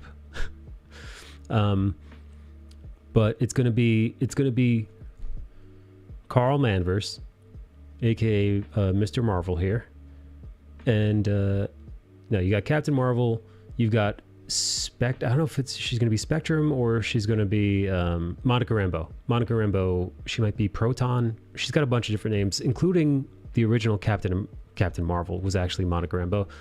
So you're gonna have Captain Marvel, Monica Rambeau as either Spectrum or Proton, and you're gonna have Ms. Marvel. What the fuck is her name, dude? Kamala Khan. Kamala Khan is gonna be Ms. Marvel. So it's gonna be the Marvels, and it's gonna be the three of them, and I think it's supposed to be like family based, and they're all gonna be on the big screen sharing the screen together. But it's an ensemble. It's an ensemble. So think like instead of Spider-Man, it'd be like this, guys. Instead of Spider-Man being in Spider-Man 3, it would be like if they put Spider-Man in a Guardians of the Galaxy style ensemble production and titled that Spider-Man 3, right? So like, or they wouldn't, or actually no, it wouldn't even be Spider-Man 3. It would be like Spidey's, you know, it would be like, you know, that's essentially what they're doing. They kind of took away Brie Larson's Captain Marvel 2 and they kind of just tossed her in now an ensemble picture. So people are thinking that this means that the rumors are claiming that Marvel has lost confidence in Brie Larson. So Marvel, Kevin Feige and them, they're no longer in the Brie Larson business, and they're trying to downplay her role in the MCU. Most likely, if it's true, it'd be fan backlash. With an ass bigger than her head. Dude, by the way, the actress that played Monica Rambeau, I think she did a fantastic job. I think she was one of the highlights of WandaVision. She did a great job. She looks good. She's working on looking even better. The character's likable. Yeah. She's not about that squat life. Siobhan says, not a recast, just a pivot. Yeah, no, it's a can't listen, man. The conspiracy theorist in me can't help but be like, is there something to this? There may actually be, because if they didn't, right? If Marvel was still in the Brie Larson business, right? If Marvel was still all about Brie, listen, it's Spider-Man 3, dude. It's Spider-Man 3, No Way Home. It's Doctor Strange 2 and the Multiverse of Madness. Now, it's not Black Panther 2, it's Black Panther Wakanda Forever, right? But in order for them to change that, rest in peace, the beautiful soul Chadwick Boseman had to pass for them to change that title. Brie Larson is very much still alive. So they did change her title and her film from being a solo film to an ensemble, and I'm a little curious now, man, if there isn't some merit to these rumors that Marvel's kind of distancing themselves from Brie, maybe due to fan backlash, that like she was a very unlikable character. And you know she was unlikable because I talked to, this is anecdotal, but I was talking to normies. Normies didn't like her either. Not just hardcore fucking MCU dorks like myself or Bale. Yeah, the norms didn't like her. I'm doubtful Captain Marvel will get a third movie. I think after the Marvel, she'll just be an Avenger that sometimes shows up. Agreed, Night Mage. Agreed. Which is a damn shame. Because I think the MCU, I think they had the chance to actually make the character better. Like, they could have, instead of copying what the comic books did in the... Yeah, here's the thing. Captain Marvel and, Carol Danvers as a comic book character has always been like a C-list character, probably even D-list. She was never quote-unquote popular. People like her because she was thick and Frank Cho drew her. But in regards to like sales and whatnot and actual popularity, she wasn't up there. Yeah, no, but listen, again, dude, the Guardians of the Galaxy, you literally just described a team of D-list characters from Marvel Cinematic. Iron Man was a C-list character, maybe B-list. Like these are, he wasn't the Spider-Man, So the MCU could have capitalized on a character where people are aware of her but don't really know her, but she just didn't. Her movie was okay. It was meh. Unfortunately I wouldn't say it was bad. It was just forgettable. It was forgettable and unfortunately falls into one of the tiers of Marvel films that are just meh. And you end up forgetting. You see them once, you see them in the theater, you're like, oh, that was fine. And then you forget about it. Non-memorable. And I feel like Marvel dropped the ball. Marvel could have done a lot more with this character, and they didn't. Yeah, they had the perfect opportunity to completely rewrite Carol and make her a great character. More compelling. But they didn't. Yeah. They just went to the comic path. Yeah. I'm doubtful Captain Marvel. The writing wasn't that great, and her appearance in Endgame was weird. It was wildly unnecessary. It really was. And then she was... I don't know if they changed this in post or I don't know if they rewrote the script, but her showing up in Endgame was wildly inconsequential, and some of the worst scenes in Endgame, the girl power scene specifically, were hers. That whole like super like over the top, non-subtle, we're girls and we're all gonna line up in the middle of this war and help Captain Marvel out when she doesn't need help. We literally just saw Captain Marvel take care of Thanos' armada, cut through it like a hot knife through butter, rip through them like they're made of tinfoil, and then show up, and now she's gonna do like a football run to the end zone with the gauntlet. And then characters like Valkyrie and whatever, like, we're gonna help her out. And it's like, well, what the fuck are you gonna do? You know, like, what are you gonna do, Black Widow? She's like Superman. I don't know, it was really dumb. It was really, really, really dumb. Heavy-handed. And then when you finally see her go toe-to-toe with Thanos, he just punches her into oblivion. And she's taken care of like in a heartbeat. So it just all seemed really forgettable and wasteful and unnecessary, and maybe it was contractual. They did reshoots. They did reshoots to include her. Oh, so she wasn't even in the. Oh my god. I think that Marvel planned on Captain Marvel being the next Iron Man level character who the MCU would revolve around, and then they saw how risky that would be. I have a feeling they're going to more lead into someone like Doctor Strange as more of a lead, a character we haven't seen yet, such as the Fantastic Four. The MCU has always had a central character it revolves around. Maybe, I don't know. I'm still optimistic with the MCU. I can't wait for the What If series and Loki and Doc Strange and Spidey, even the Black Widow movie. I'm curious about. Matter of fact, I'm most likely going to try to see the Black Widow in the movie theater after being out of going to, due to the coof, having not stepped foot in a movie theater this entire time. Listen, I'm fully vaccinated, and your boy misses those reclining theater seats. Bill, anything you want to get to while we wrap this up? No, I think that's it. I don't know if YouTube is gonna allow us to play the Venom trailer, which would be the last thing we haven't touched on. Oh, the Venom trailer, dude. Let's touch on the Venom trailer. Oh, can I bring it It's up? in the podcast. Can I bring it up? Scroll up a bit in the podcast channel. Okay. Oh, I see it.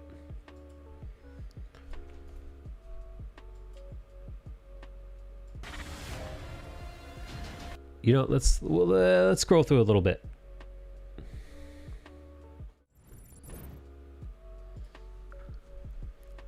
The bitches love Tom Hardy. Did you know that, Bill? Oh yeah, I could see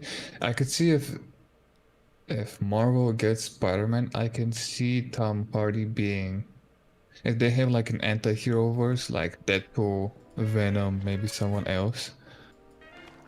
I could see Tom Hardy being up in there. Okay, yeah. So we see Tom Hardy. I'd forgotten the body cop roast your ass all the time relationship he had with a symbiote. The symbiote sounds like Arnold Schwarzenegger to me.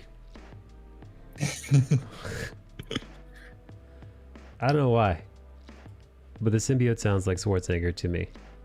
Yeah, let's see. I say either, I say neither, and I say neither. A little bit like Schwarzenegger. Anyway, so the buddy cop thing. It's gross. It's weird. Again, I'm skimming through this because I'm pretty sure YouTube will kick my ass if I play it all the way through. We get Cletus Cassidy. He's crazy. He's being put to death. I really want Venom to get the the spider symbol on his chest. Here we go. All right. It's so stupid without it. Just put a spider idea in his head and let him go. Oh, this could look cool because that's the kind of relationship they have, and give him the stupid symbol on his chest, please. Nah, man. Nah, you can't do it like that. That's dude. No, that's a shortcut. That's dumb. Something. No, he has to meet Spider-Man. It has to, dude. He can't have the spider on his chest until he meets Spider-Man. That's the only way. All right, yes. Yeah, so we got. Speaking of which, this is the Daily Bugle. this is the Daily Bugle headline, and let's talk a little bit more about that. We're gonna watch. Here we go. Another shot of the Daily Bugle. Guess what, dude? This Daily Bugle. This Daily Bugle. Man, how do I describe this? This Daily Bugle. It.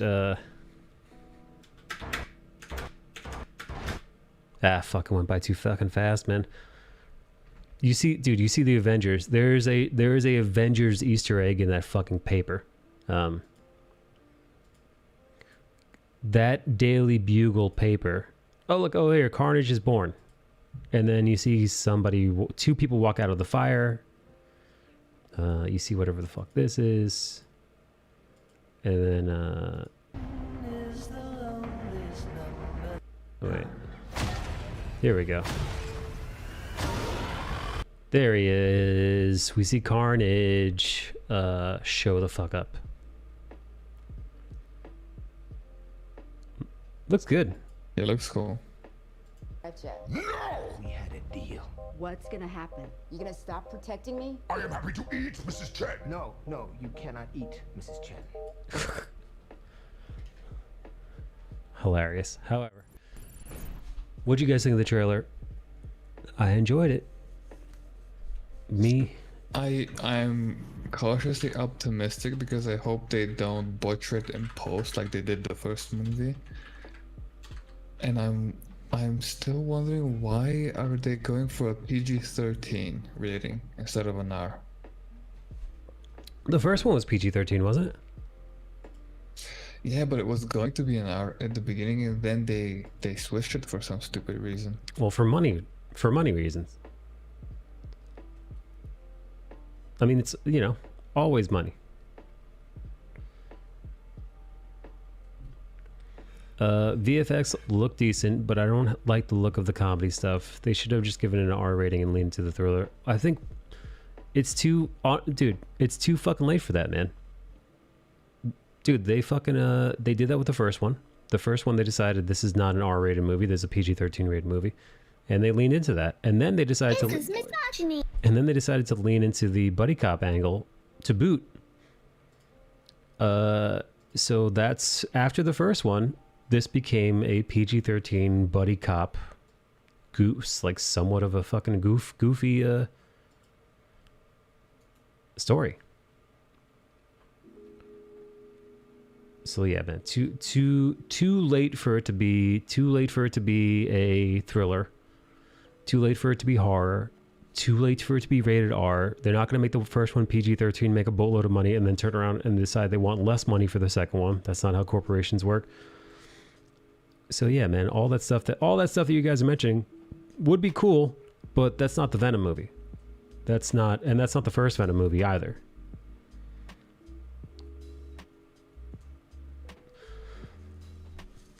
It's a missed opportunity not having their brand sync. Every time people would say Captain Marvel, they would also say Marvel. Venom really can't do humor. Why didn't they lean more into horror aspect than the comedy aspect? Because like I said, it worked because it worked in the first one.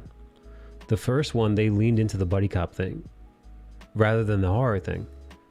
And it was huge. By all accounts, that movie should have completely fucking tanked in the box office because it was meh. But because they made it so funny and silly, it shocked people, and they decided to watch it. But here, check this out. I want to show you guys some screen caps that people found in the trailer.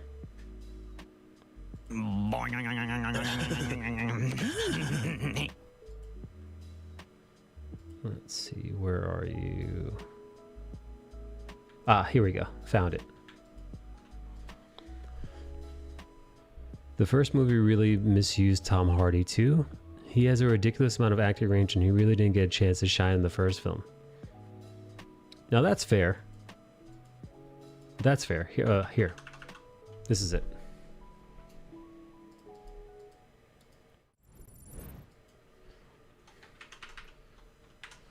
So this Daily Bugle headline. First off, Daily Bugle, holy shit, that's Spider-Man's newspaper. It gets more interesting.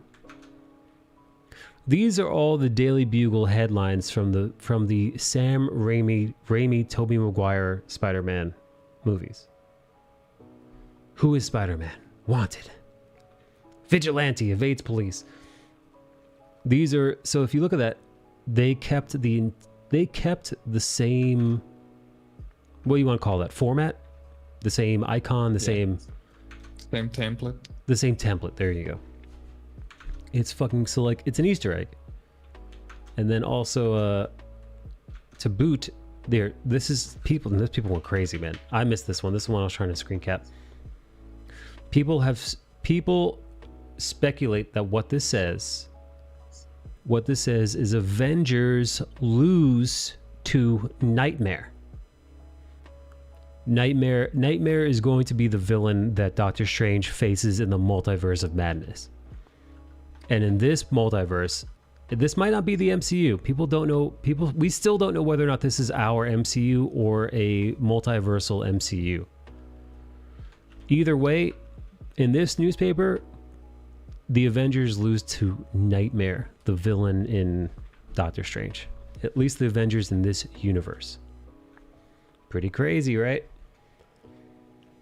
So yeah, bunch of Easter eggs in the Venom trailer. It's got people speculating all kinds of crazy things. People are now speculating that perhaps these Avengers are the Avengers in Andrew Garfield. Here's what people are speculating. They think that this Venom does not take place in Tom Holland's MCU, our MCU. This takes place in the multiverse, and Venom and Morbius exist in Andrew Garfield's version of the MCU. That's the speculation. Bale, what do you think? MCU fans like the brain exercise of speculating about all that shit, but it's fun, but I don't know if they would want to do that, because then the juggling of characters and timelines and shit could become a burden. And at this time, when you're trying to get into a new phase with like a completely new set of characters, I think it would be too tall of a task to keep everything under control. Is J.K.H. Simmons going to be J. Jonah Jameson in another movie universe? Talk about typecasting. Eternal voice lends itself naturally to comedy dialogue. Unless you want creepy whispering throughout, I enjoyed it as it was. They made an Insta profile for Flash, and he references Cassidy. Oh, Flash Thompson? That could be an Agent Venom. That could be an Agent Venom Easter egg. Marvel likes to fuck with fans, so who knows? I'd love it if the MCU did something similar to what happened in DC Comics before, where we get multiple different universes have to collide. Oh, Insurgents. Bringing these characters into the MCU permanently. Can't remember which event did that. You're talking about, I believe it's Insurgents. And then Marvel did that too. Marvel did that with the Convergence, I believe. They both did Insurgents and Convergence at the same fucking time, and one led to a collapsing of the multiverse, and the other led to an also collapsing of the multiverse, where they all ended up on